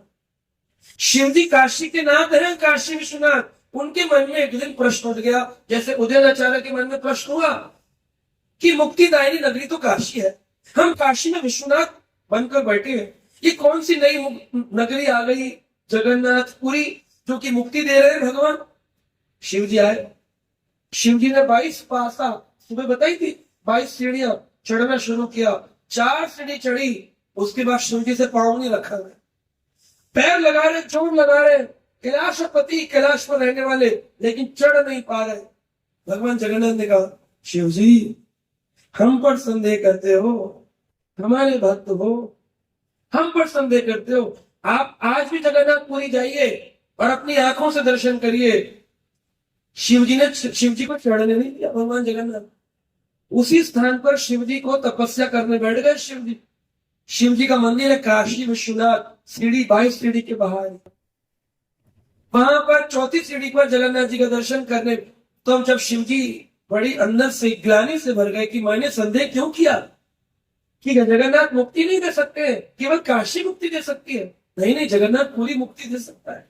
तब भगवान जगन्नाथ ने कहा, शिव जी तुम्हें जो संदेह आया उसके लिए यहां बैठो, तपस्या करो। और जो भी व्यक्ति जगन्नाथ का दर्शन करने जाए लेकिन काशी विश्वनाथ को प्रणाम ना करे, शिव जी को प्रणाम ना करे, उसको जगन्नाथ का दर्शन होता है। आंखों से तो दिखेगा लेकिन प्रेम भाव से नहीं दिखेगा, उसको भगवान का दिव्य स्वरूप दर्शन है। उसको केवल भीड़ में अरे दिख नहीं रहा, अरे देखो ना, अरे हाँ हाँ हाँ हाँ हाँ हाँ चल, लेकिन वो हृदय से जो भाव युक्त दर्शन, वो दर्शन करना चाहते हैं तो शिव जी को प्रणाम करना चाहिए। क्या प्रणाम करें? वृंदावनम अवनीपते जय जय सोम मोले सनक सनंदन सनातन नारदिया अंगे गोपेश्वर व्रज विलास युगांग्री पदे प्रीति प्रयच्छ नितराम निरुपाधिकाम में। बहुत सुंदर श्लोक है। जय जय अवनीपते जय जय सोम मोले। जहां जहां कृष्ण है वहां वहां उनके रक्षक द्वारपाल के रूप में शिव जी विराजमान।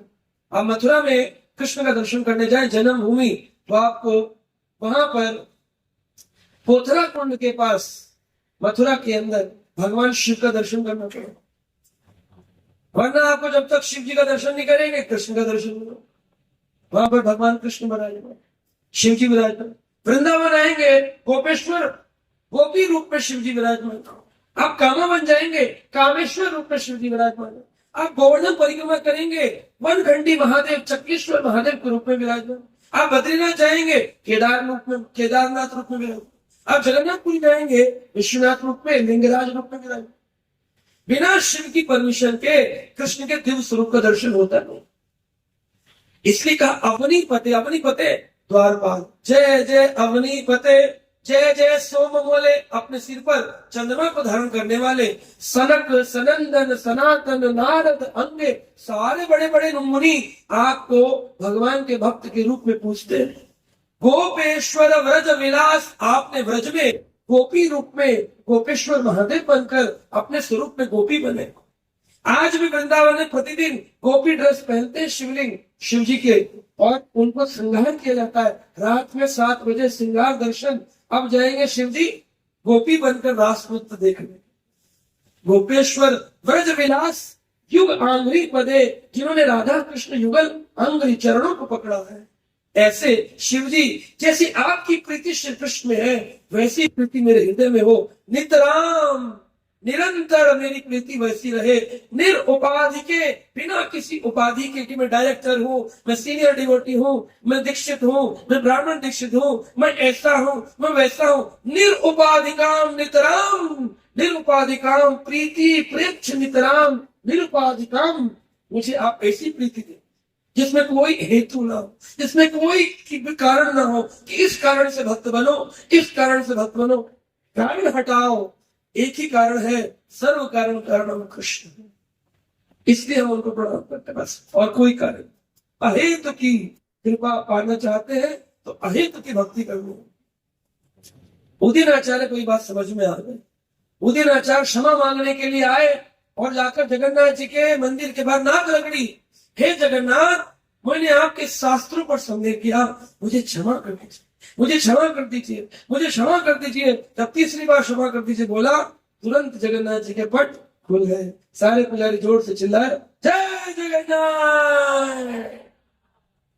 तो जगन्नाथ जी की अद्भुत महिमा है, अद्भुत महिमा है। जगन्नाथ साक्षात वार्तालाप करते अपने भक्तों से।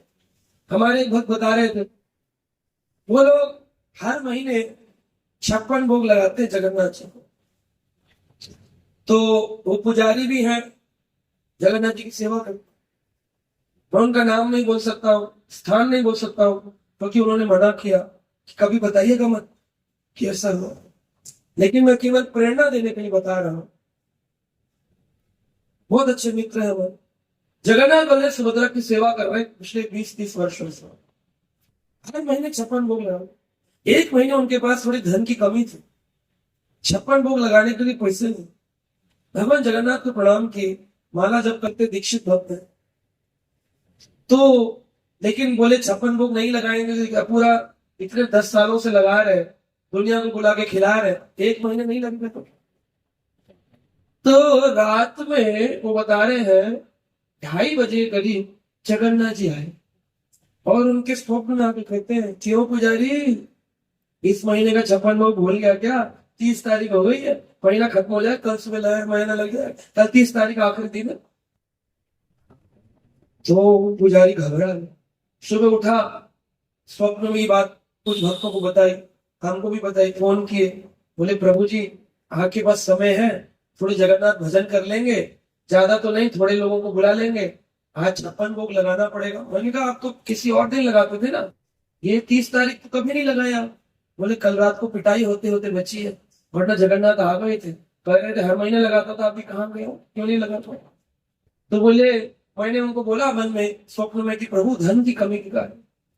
तो सुबह क्या देखता हूँ, एक व्यक्ति हमारे घर पर आया, घंटी बजा, बोला हम ना जगन्नाथपुरी जाना चाहते थे, लेकिन किसी कारण से जगन्नाथपुरी जा नहीं पाए, तो हमने कुछ धन इकट्ठा किया था, हमें पता चला आप भी जगन्नाथ का मंदिर बनाए घर के अंदर और हर महीने 56 भोग लगाते हैं, तो हमारी ओर से 56 भोग लगा दीजिएगा, करके 10,000 रुपए पकड़ा।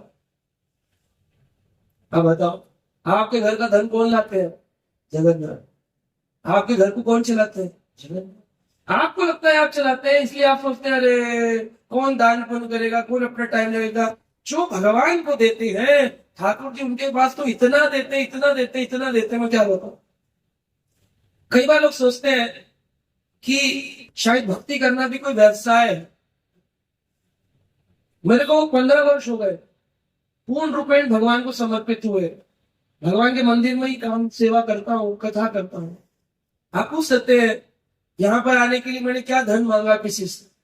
आपसे मांगा, मंदिर से कुछ मांगा? गाड़ी भी अपनी करके भक्तों के साथ आ गए। मैं किसी से कुछ नहीं लेता हूँ, लेकिन 15 वर्ष से परिवार का पालन भी होता है, भोजन भी खाते हैं। कहाँ से आता है ये हमको नहीं पता, ठाकुर जी सब अरेंजमेंट करते हैं, पूर्ण रूप में विश्वास करके जीवन चलाना पड़ता है। हमारा तो चल रहा है मजे में, आपको चलाना है ठाकुर जी के भरोसे हो जाइए। इसका अर्थ ये नहीं कहता हूं कि आप भी छोड़ दीजिए या मेरी तरह बन जाइए। मेरा कहना बस इतना है, जो भी काम कर रहे करते रहिए, परंतु पूर्ण रूप में समर्पण हो जाइए कि जो भी आप करते हैं उसको करवाने में भी पीछे कौन है? श्री कृष्ण करेगा, आप नहीं। अर्जुन को लगता है कि अर्जुन ने युद्ध जीत लिया, वही अर्जुन गांडीवधारी जो हवा को रोक सकते थे, मन में घमंड आ गया कि हमने युद्ध जीता। कृष्ण बोले इनका घमंड तो हम खत्म करें। वही कृष्ण अर्जुन को सेवा दिए कि जब मैं इस पृथ्वी से अपने लोक वैकुंठ को चला जाऊं, मेरी द्वारका की रानियों को वृंदावन ले जाके कथा सुनवाना। तो द्वारका की 16,108 रानियों को लेकर वृंदावन की ओर चल दिए अर्जुन। तो पुराण में लिखा है भगवान कृष्ण ने परीक्षा लेने हेतु एक भील का रूप ले लिया और भील का रूप लेकर के बीच में आ गए। कोल भील होते हैं ना, भील, और भील आ गए जंगली वन के कृष्ण आए और उन्होंने अर्जुन का रथ रोक लिया और सारे 16,108 रथ रोक लिए। कहां जा रहे हो? और अर्जुन ने कहा मैं रक्षा करूंगा। कृष्ण सेवा देके गए और उन्होंने बाण निकाले, गांडीवधारी चलाने लग गए, एक पे एक बाण चलाए, एक भी बाण नहीं लगा भीलों। और भीलों ने 16,108 रानियों का अपहरण कर लिया और गायब हो गई और ले जाके वृंदावन छोड़ दिया। अर्जुन रोने लग गए, ये क्या हुआ, एक भी रानी की रक्षा नहीं कर पाया। जिसने 18 अक्षुणी सेनाओं को 18 दिन के युद्ध में विजय प्राप्त करवाई, वह अर्जुन आज एक रानी की रक्षा में बहुत रोए। तो किसी कवि ने कहा है, वक्त वक्त की बात है, वक्त बड़ा बलवान, भीलन लूटी गोपियां, वही अर्जुन वही बाण। वही अर्जुन के वही बाण से चल नहीं रहे। क्यों? क्योंकि वक्त ठाकुर जी के हाथ में। कृष्ण कहा है गीता में, कालो अस्मि, मैं ही काल हूं। महाकाल जो बोलते हैं ना लोग, शिव जी महाकाल है, महाकाल के भी काल है, कालो अस्मि, मैं हूं, कृष्ण कहते गीता में। इस बात को देवता समझते हैं, इसलिए जगन्नाथपुरी में देवता स्तुति कर रहे हैं। मंदिर के प्रांगण में देखे, इधर शिव जी हाथ जोड़कर खड़े, जगन्नाथपुरी में इधर ब्रह्मा जी खड़े, इधर विमला देवी पार्वती साइड में मंदिर बना रखा है। सारे देवी देवता जगन्नाथ के चारों तरफ परिक्रमा करते हैं, क्योंकि इकला प्रभु कृष्ण आर सब भृत, यार इच्छे नाचे ते ताते करो नृत्य। एक कृष्ण ही स्वामी है, बाकी सारी दुनिया उनके दास है, सब उनके सेवक है। इसका मतलब ये नहीं कि हम देवता को नीचा समझे, देवता बहुत ऊंचे, डायरेक्ट सेवा में लगे भगवान की। हमें तो अभी डायरेक्ट सेवा में लगने वाला बनना है। हमें शिव जी से, दुर्गा जी से, पार्वती से मांगना चाहिए कि हमें भी वह प्रीति, वो प्रेम प्रदान करो जो आप लोगों ने पाया है जगन्नाथ की सेवा कर। ऐसा भाव रखना चाहिए। तो क्या बोलेंगे, हरे कृष्णा कृष्णा कृष्णा।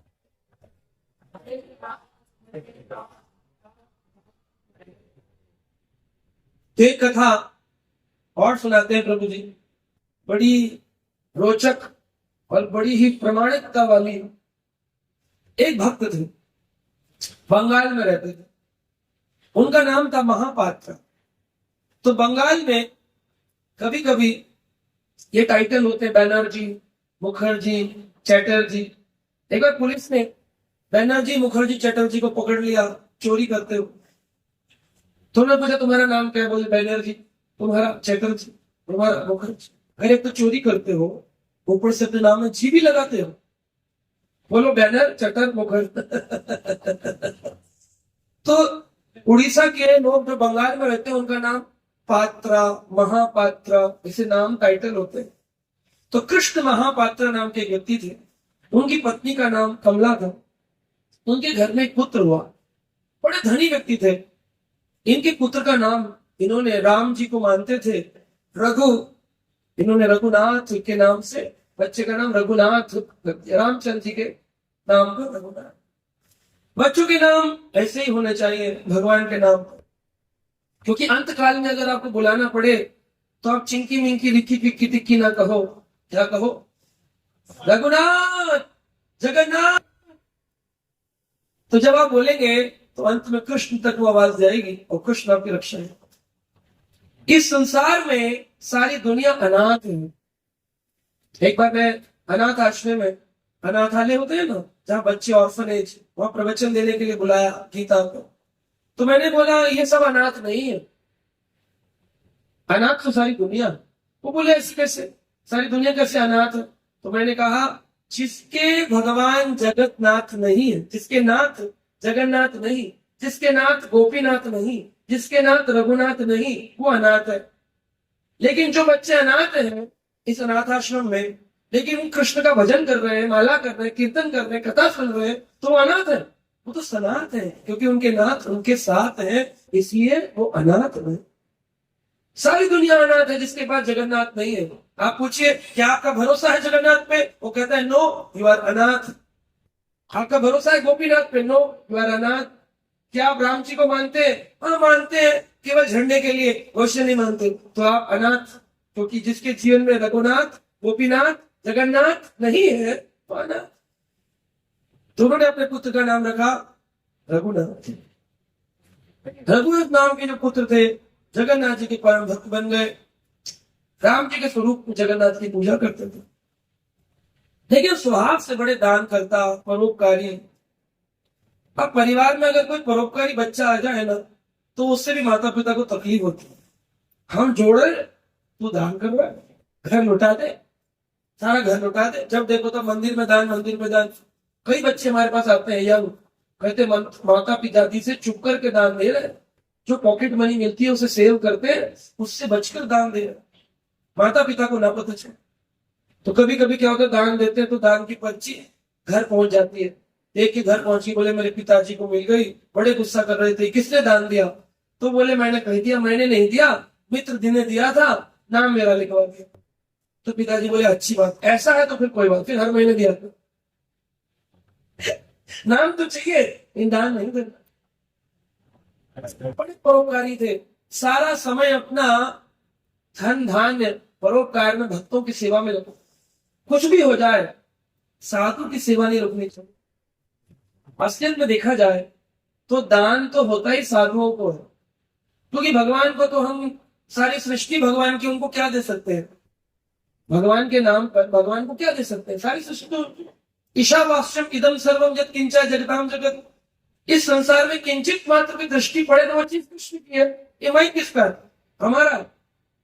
नहीं बोले लोहे का, लोहा किसका? किसने बनाया? किसने बनाया? आपने बनाया? आपके घर वाले ने बनाया? किसने बनाया? भगवान ने बनाया। हमने तो खदान में से निकाल कर व्यापारी ने बेच दिया, हमने खरीद लिया, हमने पैसा दिया, इसलिए हमको लग रहा हमारा हमारा घर। अगर आपका है तो मृत्यु के बाद में अपने साथ लेके क्यों नहीं गए जाए? अगर आपकी कोई वस्तु है तो मृत्यु आने पर अपने साथ लेके क्यों नहीं गए? इसका अर्थ हुआ कि आपका कुछ भी नहीं, सब कुछ किसका है?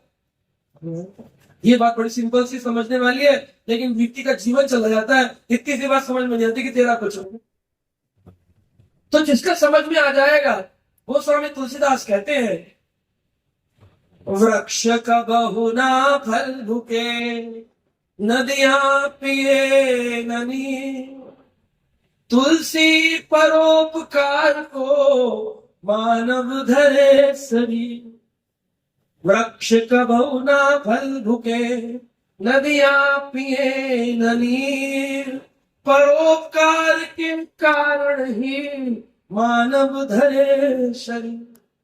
ये शरीर मानव ने रखा ही किस लिए? परोपकार।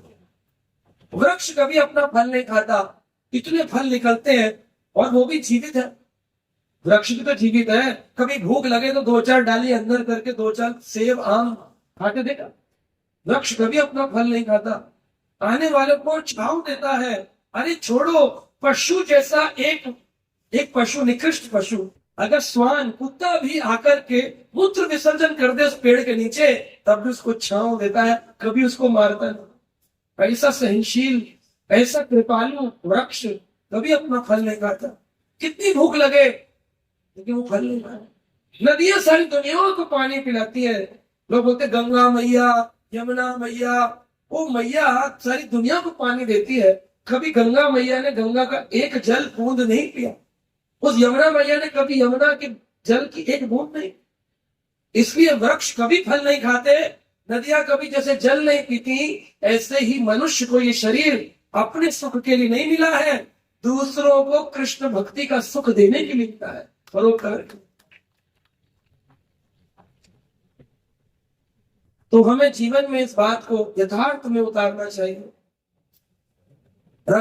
रघु कृष्ण महापात्रा के पुत्र ने जीवन में उतारा। सारी दुनिया में माता पिता खाने को जो वस्तु दे, साधु दिख जाए साधु को दे दे, खुद न खाए। आप बोले हमारे पुत्रों में इस ऐसी भावना को पकड़ लिया है, इसके लिए कोई ऐसी कन्या लानी पड़ेगी जो इसको कान पकड़कर, सही बोलते ना, तुम्हारा लड़का बिगड़ रहा, शादी करवा दो, शादी करा देंगे सुधर जाएगा। तो भाई तुम हवलदार नहीं ला रहे हो शादी का, हवलदार नहीं ला रहे हो अपने लड़के के लिए तो सुधार देगी। लोग सोचते हैं शादी में सुधर जाएगा, बिगड़ा होगा। तो उन्होंने कहा एक ऐसी कन्या ढूंढो जो उसको सुधार। तो जान पहचान में एक मित्र मिले, उनके 7 पुत्र थे और एक पुत्री थी, उसका नाम था अन्नपूर्णा। पति अन्न बांटने वाला और पत्नी अन्न पूर्णे वाली में लिए। सुंदर देखने में लक्ष्मी स्वरूपा, सारे श्रेष्ठ गुणों उसमें विद्यमान थे। परिवार ने रघु और अन्नपूर्णा का रिश्ता फिक्स कर दिया। रघुनाथ अपनी पत्नी का विवाह करा लाए, साथ रहने लग गए। कुछ ही दिनों में पिताजी वृद्ध हो गए, काम करना बंद कर दिया, धन आना कम हो गया। लेकिन पुत्र ने धन का सेवा करना बंद नहीं किया।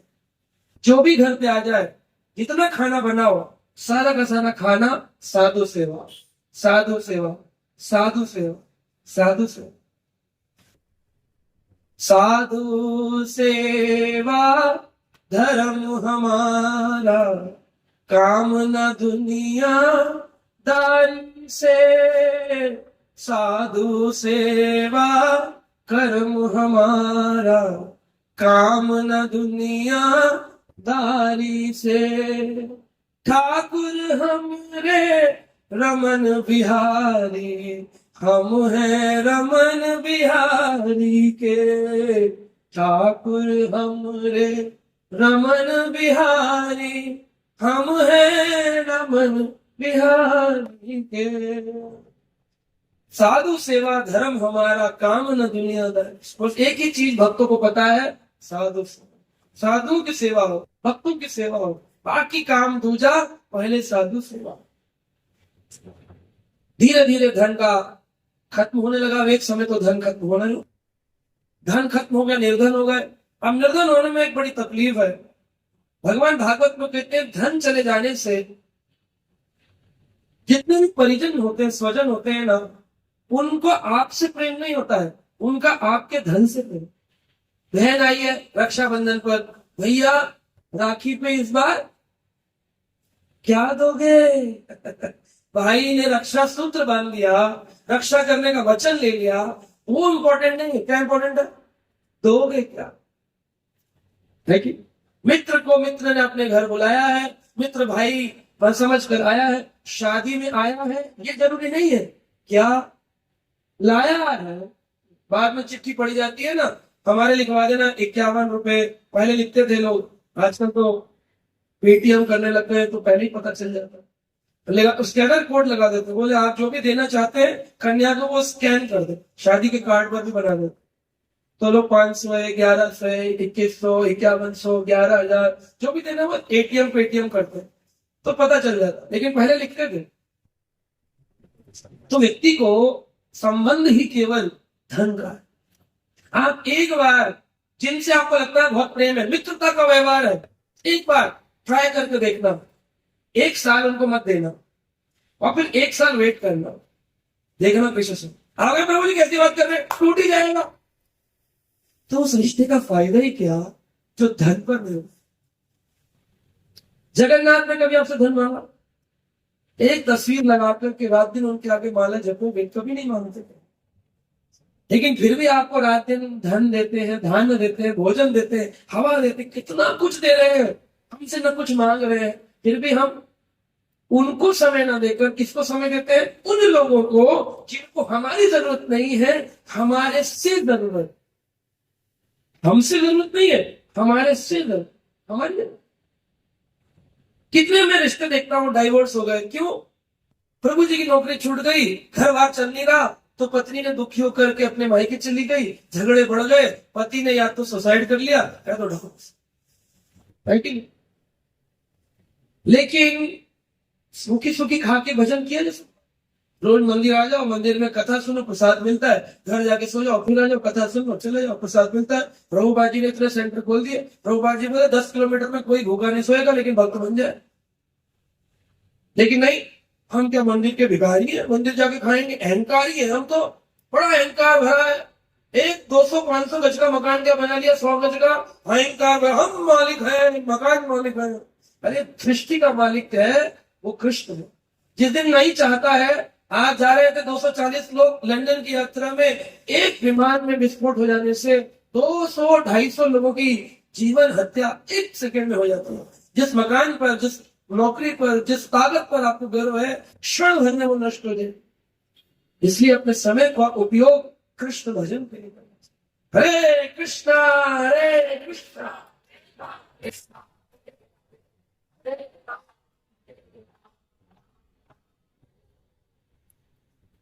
अब पिताजी जो थे वह निर्धन हो गए। स्वजन परिजनों ने उनसे बुरा बर्ताव करना शुरू कर दिया। पिताजी चिंताग्रस्त रहने लगे। एक दिन उनकी मृत्यु हो गई। चिंताग्रस्त रहने लगे, मृत्यु होगी, क्योंकि वो उतने बड़े भक्त नहीं थे जैसा रघुनाथ उनका पुत्र था। कृष्ण महापात्रा की मृत्यु होने पर उनकी पत्नी कमला भी सती हो गई। पहले माता लोग अपने पति के अलावा किसी पुरुष पर दृष्टि नहीं डालते थे, और पति के चले जाने पर उनके साथ ही वो अपने शरीर को समाप्त कर लेते। लेकिन बाद में फिर वो सती प्रथा बन गई, जबरदस्ती करके माताओं को जलाने लगे। उस चीज को फिर राजा राम मोहन राय और अनेक लोगों ने मिलकर के विरोध किया और सती प्रथा को रुकवाया गया। परंतु सती प्रथा गलत है, लेकिन किसी की भावना अगर सती होने की है तो आज तो लीगल लॉ ने मना कर दिया कि कोई अपने को अग्निदान नहीं कर सकता है, उसे सुसाइडल काउंट किया जाता है। लेकिन पहले शास्त्र की दृष्टि से कुंती माता ने अपने पति पांडु महाराज के शरीर पर चढ़कर सती हो गई। कुंती की पत्नी जो माद्री थी, दूसरी पत्नी पांडु में, कुंती की बहन माद्री चढ़कर सती हो गई थी। तो ये सती प्रथा नहीं थी, सती भाव था। सती प्रथा गलत है, लेकिन सती भाव सही। हमें अपने पति से प्रेम है, किसी और पुरुष को देख नहीं सकते। अब जीवन जिसके लिए जी रहे थे खत्म। तो कमला माता कृष्ण महापात्रा के साथ सती हो गई। रघुनाथ और उनकी पत्नी अन्नपूर्णा भूखे रहने लगे। कई कई दिन तक खाना नहीं मिलता, तो पिताजी तक खबर पहुंच गई। पिताजी बोले, उनके 7 पुत्र थे। मायके वाले बोले अन्नपूर्णा को हमारे घर आजा, मायके आजा, तेरा पति तो कुछ करने लगेगा तो वापिस चले जाइए, कुछ दिन के लिए आ जा। तो मायके चली। रघुनाथ ने सोचा कि अब तो पत्नी भी नहीं रही और खाना भी नहीं रहा और धन भी नहीं रहा, काम कुछ है नहीं, तो जगन्नाथपुरी चलते हैं, जो मिलेगा सो खाएंगे, रूखी सूखी खाएंगे। प्रभु के गुण रोड पे खड़े रहता, जय जगन्नाथ, जय जगन्नाथ, जय जगन्नाथ, जय जगन्नाथ। कोई चलते फिरते हाथ में रोटी रख दे, खिचड़ी रख दे, खाजा रख दे, वही खाता, उसी से जीवन यापन करता, रोड पे सो जाता। जगन्नाथ की जो बड़ा धंधा रोड है, उस पे लोग प्राय ऐसे सोते रहते, बिना रूम के रोड पे सो जाते हैं। फिर उठते हैं, स्नान करते हैं, फिर दर्शन करने चले जाते हैं। रोड पे कोई प्रसाद दे देता है, खा लेते हैं। बहुत लोग जीवन जी रहे हैं। वृंदावन में, मायापुर में, नवदीप में, जगन्नाथपुरी में कोई घरवार नहीं, कोई दुकान नहीं, कुछ नहीं, ऐसी जीवन चल जाता। बड़े भारी भक्त होते हैं, श्रद्धावान होते हैं, उनको किसी चीज की आवश्यकता नहीं। तो रघुनाथ इस तरह से रहने लग गए। भगवान जगन्नाथ की पूजा अर्चना करते, पूरी धाम की परिक्रमा करते, प्रतिदिन भिन्न भिन्न आश्रमों में जाकर कथा करने लगे, कीर्तन करने लगे। तो कुछ ना कुछ तो कथा कीर्तन करने पर फल भोग दक्षिणा में मिल जाता था, उसको खा लेते थे और सो जाते थे। जगन्नाथ के दर्शन करके बड़े आनंद से उनका जीवन चल रहा था। लोग उनको पागल मानने लग गए कि ना कोई परिवार है ना कुछ है। जगन्नाथपुरी के लोग तो बड़ा भक्त मानते थे, लेकिन परिवार के लोगों में घोषणा हो गई, अरे वो था ना कृष्ण महापात्रा, उसका लड़का कृष्ण भक्ति में पागल हो गया, पागल हो गया। लोग ये बोलते पागल हो गया। दुनिया के लिए जो पागल हुए फिर रहे हैं, ये गाड़ी ले, ये नया मकान, ये पागल हो रहे तब तो ठीक है, लेकिन वो कृष्ण के लिए पागल हो गया, ये बर्दाश्त नहीं है, ये बर्दाश्त नहीं। हम तो एक बात कहते हैं, हमारे उल्टे दिमागों में, बोलिए, हमारे उल्टे दिमागों में हरि नाम के लक्ष्य है, लक्ष्य होते ना। हमारे उल्टे दिमागों में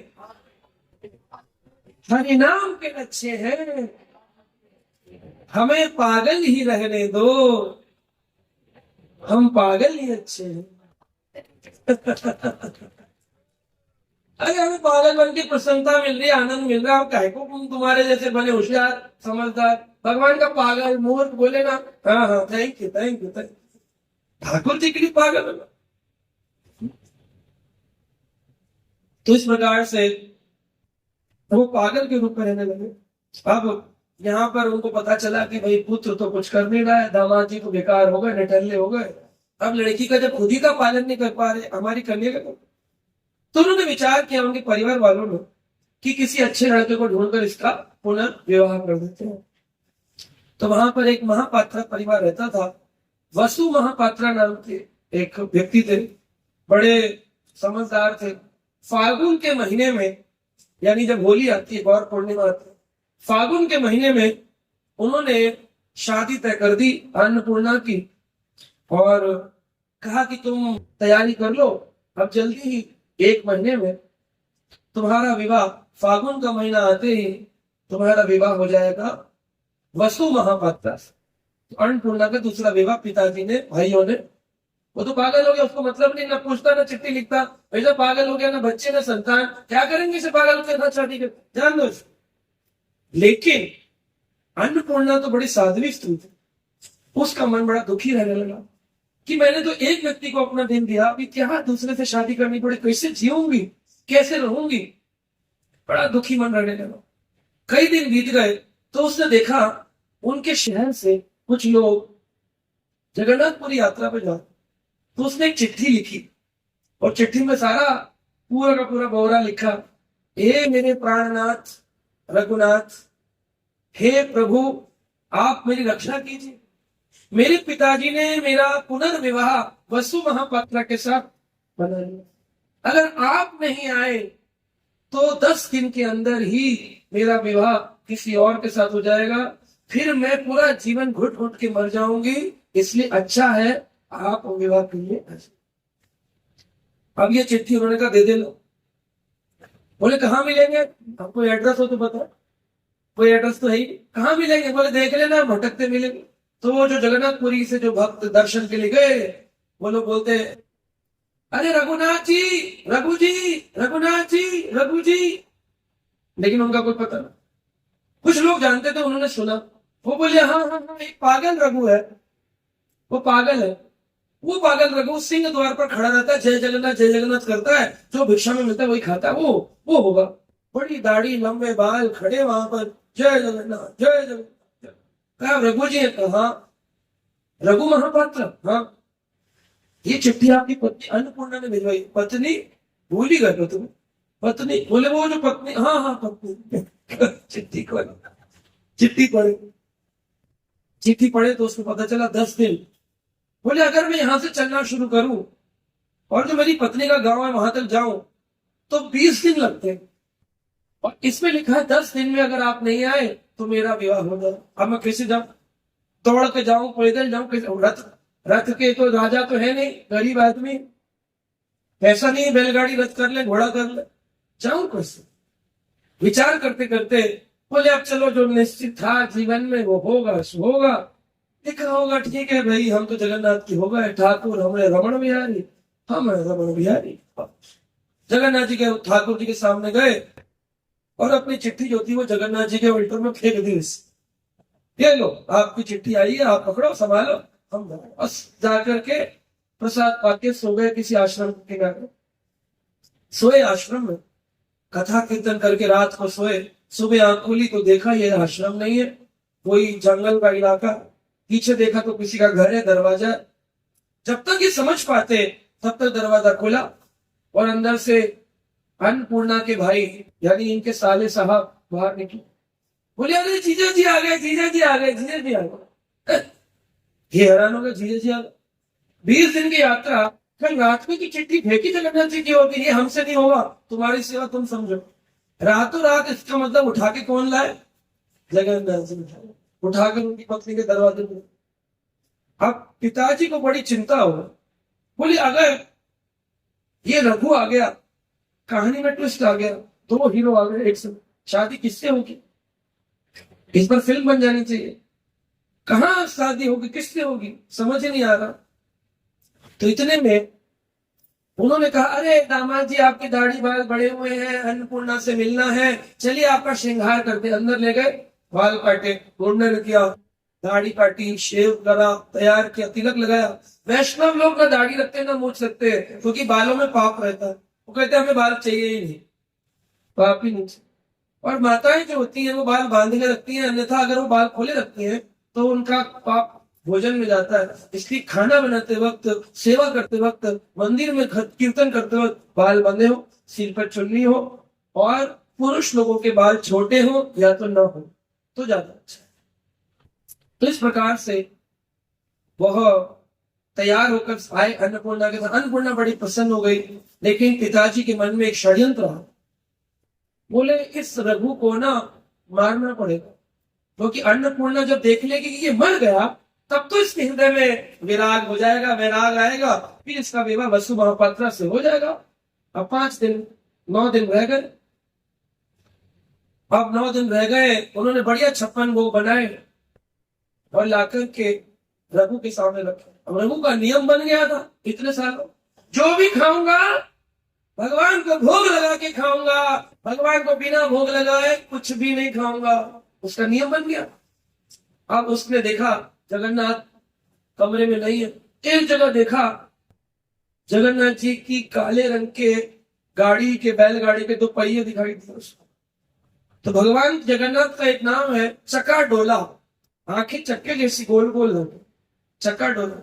बोले अरे चक्का डोला, रथ के पहियों को जगन्नाथ का स्मरण करके हाथ में 56 भोग रख के तदेवस्तु गोविंदम त्वं समर्पयामि, तदेवस्तु गोविंदम त्वं समर्पयामि, हे जगन्नाथ हे जगन्नाथ, जय जगन्नाथ जय जगन्नाथ, नीलांचल निवासाय नित्य परमात्मने बलभद्र सुभद्रा वंश जगन्नाथाय ते नमः, खूब मंत्र पढ़ के भोग लगा दिया। अब भोग जब खाने लगे तो पत्नी को पता चल गया कि इसमें पिताजी ने जहर मिला। ऐसा जहर है सांप का निकाला हुआ जहर, जो खाते ही व्यक्ति मर जाए, बड़ा खतरनाक जहर। तो पत्नी को पता चल गया, पत्नी तो घबरा गई। उसने जल्दी से चिट्ठी लिखी, इसको चिट्ठी लिखने की बहुत आदत थी, तुरंत चिट्ठी लिखी, चिट्ठी लिखकर लिख दी, आप प्रसाद मत पाइएगा, इसमें जहर है। और फ्रूट की टोकरी के नीचे रखकर बोली ये लीजिए फ्रूट लीजिए, फ्रूट लीजिए, नहीं फ्रूट नहीं, तो फ्रूट ऊपर से ले लिए, नीचे चिट्ठी रख दी। थाली में चिट्ठी देखी, पढ़ा, प्रसाद मत पाइएगा, इसमें जहर है। अभी पाना शुरू नहीं किया था, लेकिन रघुनाथ की भक्ति देखिए, उस रघु भक्त की भक्ति देखिए। उसने सोचा अगर जगन्नाथ खा सकते हैं, मैंने मन से भोग लगाया, तो मैं जगन्नाथ का प्रसाद न खाऊं, ये जगन्नाथ के प्रति अपराध।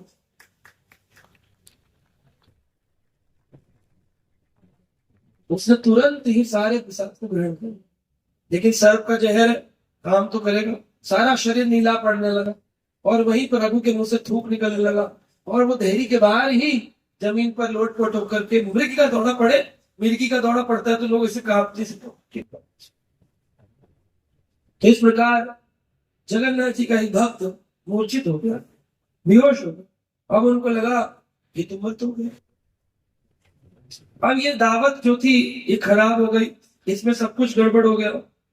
अब स्त्री अन्नपूर्णा बड़ी जोर जोर से रोने लग गई, हाय ये क्या हुआ, हाय ये क्या हुआ, और उनके पैर पकड़कर क्षमा याचना करने लगी, मुझे क्षमा कर दीजिए, काश मैं आपके साथ जगन्नाथपुरी रहती, अगर मैं अपने पिता के घर ना आती तो आज आपकी रक्षा हो जाती, इन लोगों ने क्या कर दिया।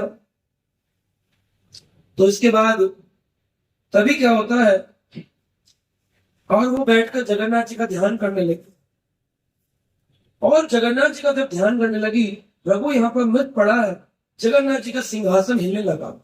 जगन्नाथ जी का सिंहासन हिला तो लक्ष्मी जी, बलभद्र, सुभद्रा, सुदर्शन बोले, प्रभु आपका एक परम भक्त रहता था पुरी में, रघुनाथ, प्रतिदिन आपकी कथा कीर्तन करता था, प्रसाद पाता था, भिक्षाटन करता था, न जाने क्या हो गया, उसकी मृत्यु हो गई है, आपको जगन्नाथ कुछ करना पड़ेगा।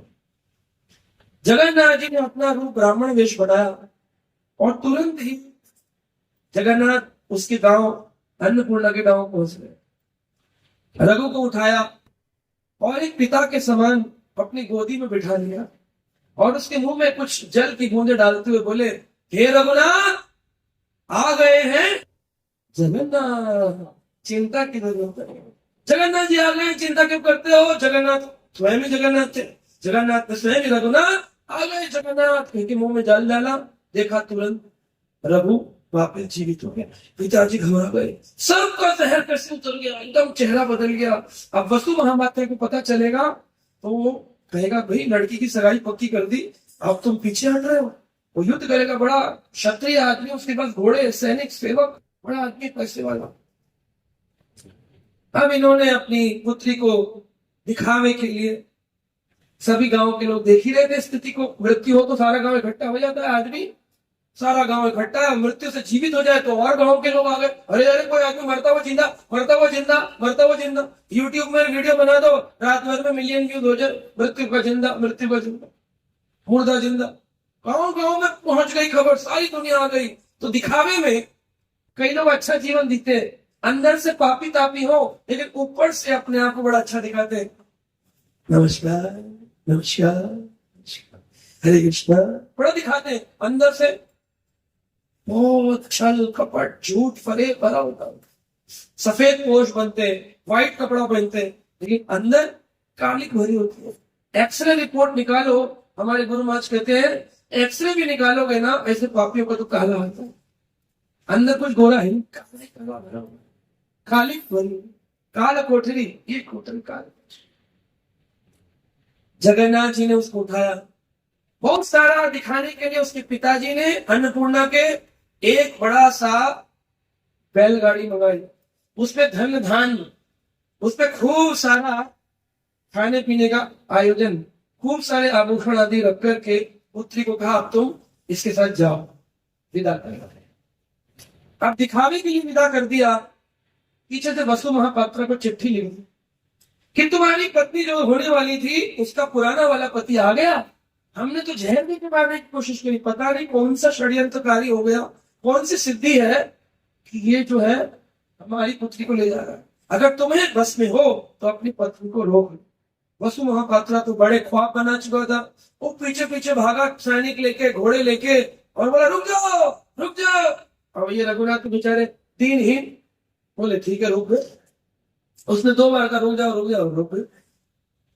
रुक गए तो उसके सैनिकों ने चारों तरफ से घेर लिया। अब घेर लिया ना, इनके पास अस्त्र शस्त्र बाण तलवार लेके खड़े। तो रघुनाथ ये तो एक ही प्रभु है, कौन? जगन्नाथ। जोर से बोलो जय जगन्नाथ, जय जगन्नाथ।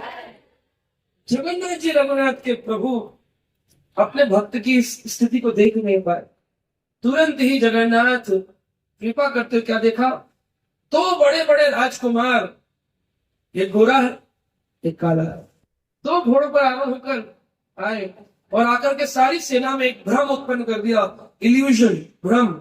चारों तरफ सबको लग रहा है ये क्या है, हमको दिख क्यों नहीं रहा है, ये कैसा तीज आ रहा है, ऐसा भाव आ रहा है। और वो उधर कृष्ण बलराम, जगन्नाथ और बलभद्र, वो रघुनाथ को चुपचाप उसकी बैलगाड़ी को निकाल के जगन्नाथपुरी ले गए। जगन्नाथपुरी पहुंच गए और रघु को भगवान जगन्नाथ ने कहा चिंता मत करो, यहां तुम आए हो, तुम्हारी सेवा जरूर होगी। और इस प्रकार उनका नाम प्रतिष्ठा पूरे समाज में फैल गई। अपने मंदिर के निकट ही एक निवास स्थान नियुक्त करके भगवान कृष्ण बलराम ने राजा का रूप लेकर कहा ये रघुनाथ जी अपनी पत्नी अन्नपूर्णा के साथ धन धान के साथ यही रहेंगे, रहने कुछ। अब जितना धन दान दिया था कुछ महीनों में खत्म हो गया। अब रघुनाथ जी जो थे वो चल दिए, प्रतिदिन उनको भिक्षाटन की आदत थी। पत्नी बोली देखिए अब आगे हमारा परिवार विस्तार होगा, शादी हो गई दोबारा, सब कुछ भगवान ने रक्षा कर ली, अब घर में ना खाने को नहीं, आप भिक्षा मांगने जाओ। तो भिक्षा मांगने जाते, जो कुछ भी मिलता उसे लाकर के अपनी पत्नी और वो दोनों बना के जगन्नाथ को भोगा। एक बार कुछ वैष्णव नीलांचल धाम में पधारे, उन्होंने भगवान जगन्नाथ का दर्शन किया और प्रसाद की खोज करने लगे कि प्रसाद कहाँ मिलेगा। तो उन्होंने कहा कि अगर आपको प्रसाद चाहिए ना तो एक भक्त रहता है, उसका नाम है रघु, उसका नाम है रघु, और उस रघु को कहते हैं अरक्षित रघु। उस रघु का नाम है अरक्षित रघु। अरक्षित क्योंकि भगवान ही उसकी रक्षा करते हैं, दुनिया में किसी ने उसकी रक्षा नहीं करी, इसलिए अरक्षित रघु उसका नाम।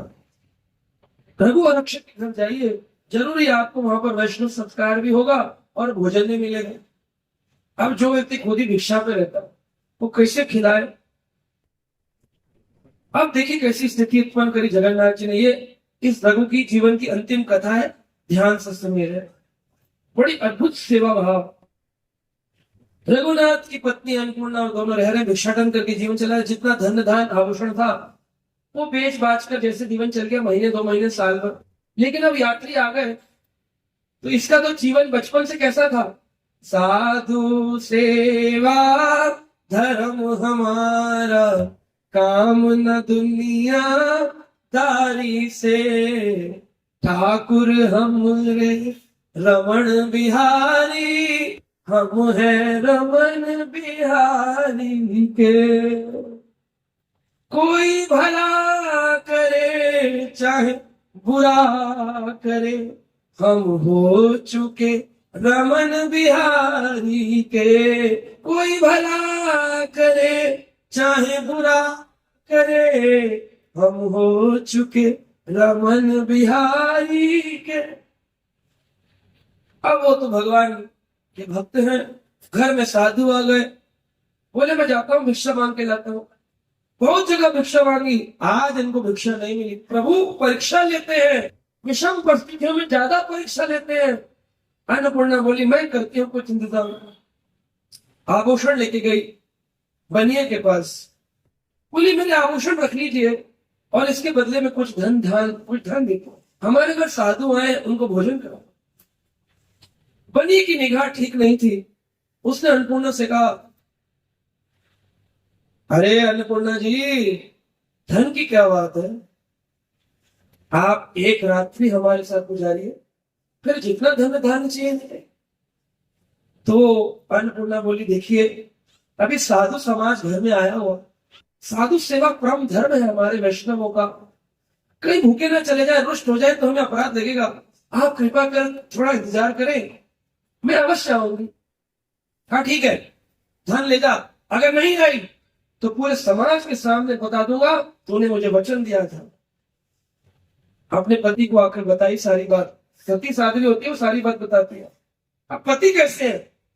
पति बोले कोई बात नहीं, साधु सेवा हो रही है ना, साधु सेवा करो, बाद में तुम उसके घर क्या जाओगी, उसको अपने घर बुलाने, मैं मंदिर चला जाऊंगा, तुम उसके साथ एक रात्रि गुजार दो। साधु सेवा नहीं रुकनी चाहिए, किसी साधु को पता नहीं चलना चाहिए। वैसे रघु ने अपने जीवन को व्यापन किया। ये देख करके उसकी पत्नी के आंसू निकले कि मेरे पति साधु सेवा को कितना बड़ा धर्म मानते, कितना ऊंचा धर्म मानते कि सारे धर्म त्याग दिए। लोग कहते हैं ऐसा धर्म, ये धर्म, वो धर्म, स्त्री धर्म, पुरुष धर्म, मेरा ये मेरी जिम्मेदारी, सारी जिम्मेदारी साधु सेवा के ऊपर रख दी लोगों ने। और जो ऐसा करते हैं ना, उन्हीं के जीवन में भगवान आते हैं। आपको केवल भगवान मूर्ति रूप में दिखेंगे, कभी मिलेंगे नहीं, न दर्शन होंगे, क्योंकि आपके जीवन में समर्पण नहीं है। एक बार करके देखिए, अनुभव करिए भगवान का। मैंने अपने निजी जीवन में 15 वर्षों में अनेकों बार भगवान के हस्तक्षेप हाथ को आते देखा है। जहां पर आपको लगता है आप मर गए, ठाकुर जी कहते हैं अरे कहाँ मर गए, अभी बहुत कुछ करना है। फिर भी यात्रा शुरू हो जाती है, फिर यात्रा शुरू बार बार। ठाकुर जी के अद्भुत, जगन्नाथ जी का भाव है। साधु सेवा के सारे साधु बोले जय जगन्नाथ, बड़ा अच्छा भोजन हुआ, बड़ा अतिथि सत्कार हुआ, साधु सेवा हो गए, सारे साधु में आशीर्वाद दिया, तुम्हारे हृदय में जगन्नाथ प्रेम बढ़ा है। पति बोला मैं चिट्ठी भिजवा देता हूँ, जगन्नाथ मंदिर चला जाता हूँ, तुम बनिया को बुला लो। बनी को चिट्ठी पहुंची, वो बड़ा खुश हुआ, इत्र वित्र लगा करके अन्नपूर्णा का संग करने चला आया। अन्नपूर्णा की आंखों में आंसू है, अश्रुपूरित नेत्रों से स्मरण कर रही है, जगन्नाथ तुम तो रक्षा करते हो ना, तुमने हमारी इस संबंध की रक्षा करी, तुमने हमारे इस धन धान की रक्षा करी, क्या तुम मेरी इस सती व्रता स्त्री की रक्षा नहीं कर रहे? मन में विचार। तभी क्या देखते हैं, बनिया आया नहीं था, भगवान जगन्नाथ उसी कक्ष में प्रकट हुए। रघु तो गए जगन्नाथ जी का दर्शन करने, लेकिन आज जगन्नाथ जी का दर्शन नहीं हो रहा उनको। खैर दर्शन क्यों नहीं हो रहा है, जगन्नाथ दिख क्यों नहीं रहे हैं? जगन्नाथ का दर्शन नहीं हो रहा। जगन्नाथ कहां गए? रघु के घर पर। भगवान जगन्नाथ ने एक विशाल काय रूप ले रखा है, सहस्त्र सूर्यों का तेज निकल रहा है, और अन्नपूर्णा को उठा रखा है गोदी में। हे पुत्री, हे अन्नपूर्णा, मेरी लक्ष्मी रूपी पत्नी का नाम भी अन्नपूर्णा है, और तुम मेरी पुत्री रूपी अन्नपूर्णा हो, चिंता क्यों करती हो? दुनिया का रक्षक तो एक ही है, अवश्य रक्षिवे कृष्ण, कृष्ण अवश्य अपने भक्त की रक्षा करते हैं, चिंता क्यों करती हो? और इसे उठा रखा है। बनिया आया, देख करके हैरान, अरे ये तो कोई दिव्य स्त्री है, मैंने इस स्त्री से ऐसी कामना कर ली, हे प्रभु हे जगन्नाथ मैं मर जाऊंगा, जगन्नाथपुरी में रहने योग्य नहीं हूँ। दौड़ा दौड़ा आया और अपनी पुत्री अन्नपूर्णा के पैर पकड़ के रोने लगा, हे अन्नपूर्णा मुझे माफ कर दो, मुझे माफ कर दो, मैंने तुमसे पुत्री से काम वासना का भाव रखा, मुझे माफ कर दो। आप पीछे से रघु जी आए, कभी दर्शन नहीं हुए, तो रघु को भी दर्शन कहाँ हो रहे, अपने ही घर में जगन्नाथ के दर्शन, और देख रहे हैं ऐसे हाथ में कौन बैठी है, अन्नपूर्णा बैठी है।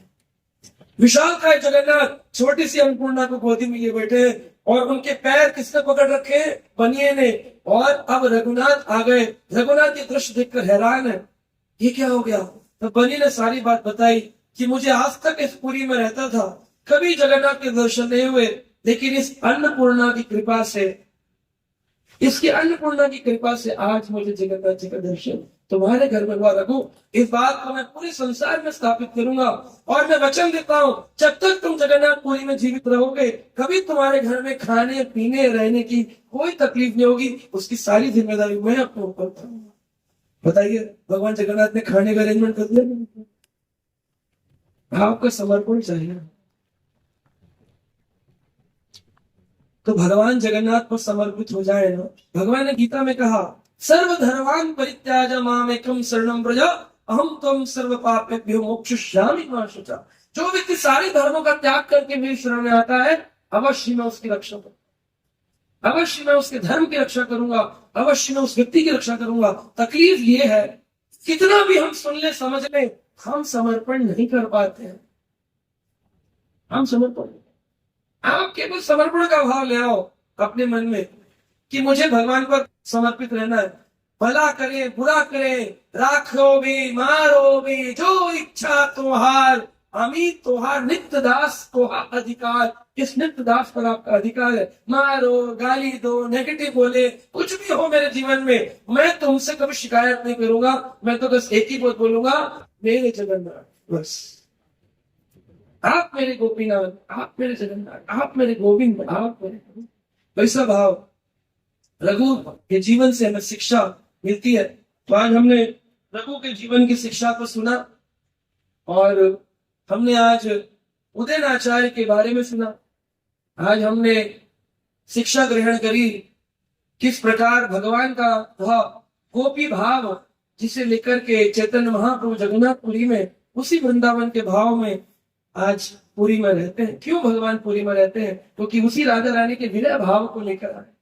तो चैतन्य महाप्रभु का नाम है कृष्ण विरह ठाकुर, और जगन्नाथ जी का नाम है राधा विरह ठाकुर। राधा रानी के विरह में जगन्नाथ रोते हैं कृष्ण, इसलिए उनकी आंखें लाल रंग की है, नेत्र लाल लाल हो गए। जब आप बहुत रो तो आपकी आंखें लाल हो गई। एक पल के लिए काली आंखें नहीं, गोरी आंखें नहीं, काली लाल रहती। क्यों? निरंतर वृंदावन के स्मरण। केवल 10 दिन मिलते हैं उनको अपने वृंदावन जाने के लिए, बाकी समय लक्ष्मी मंदिर में रहते हैं, लक्ष्मी जी की सेवा करते, लक्ष्मी के साथ रहते। तो हम कल प्रातःकालीन बेला में और ऐसी जगन्नाथ जी की अद्भुत कथाएं, जगन्नाथ रथ यात्रा के भाव, जगन्नाथ मंदिर के गहरे रहस्य और श्रवण करेंगे। अभी हम इस कथा को यहीं विराम करेंगे। हरे कृष्ण। आप अपने जीवन में भक्ति और शांति का संचार करना चाहते हैं तो देर किस बात की, जुड़िए हमारे YouTube चैनल कृष्णा टीवी से, जहां आपको मिलेंगे भक्तिमय वीडियोस, प्रेरणादायक भागवत कथाएं और अनमोल आध्यात्मिक ज्ञान। तो अभी सब्सक्राइब करें और हमें फॉलो करें, एवं अपने प्रियजनों के साथ ये दिव्य यात्रा साझा करें और आध्यात्मिकता की ओर कदम बढ़ाएं। हरे कृष्णा।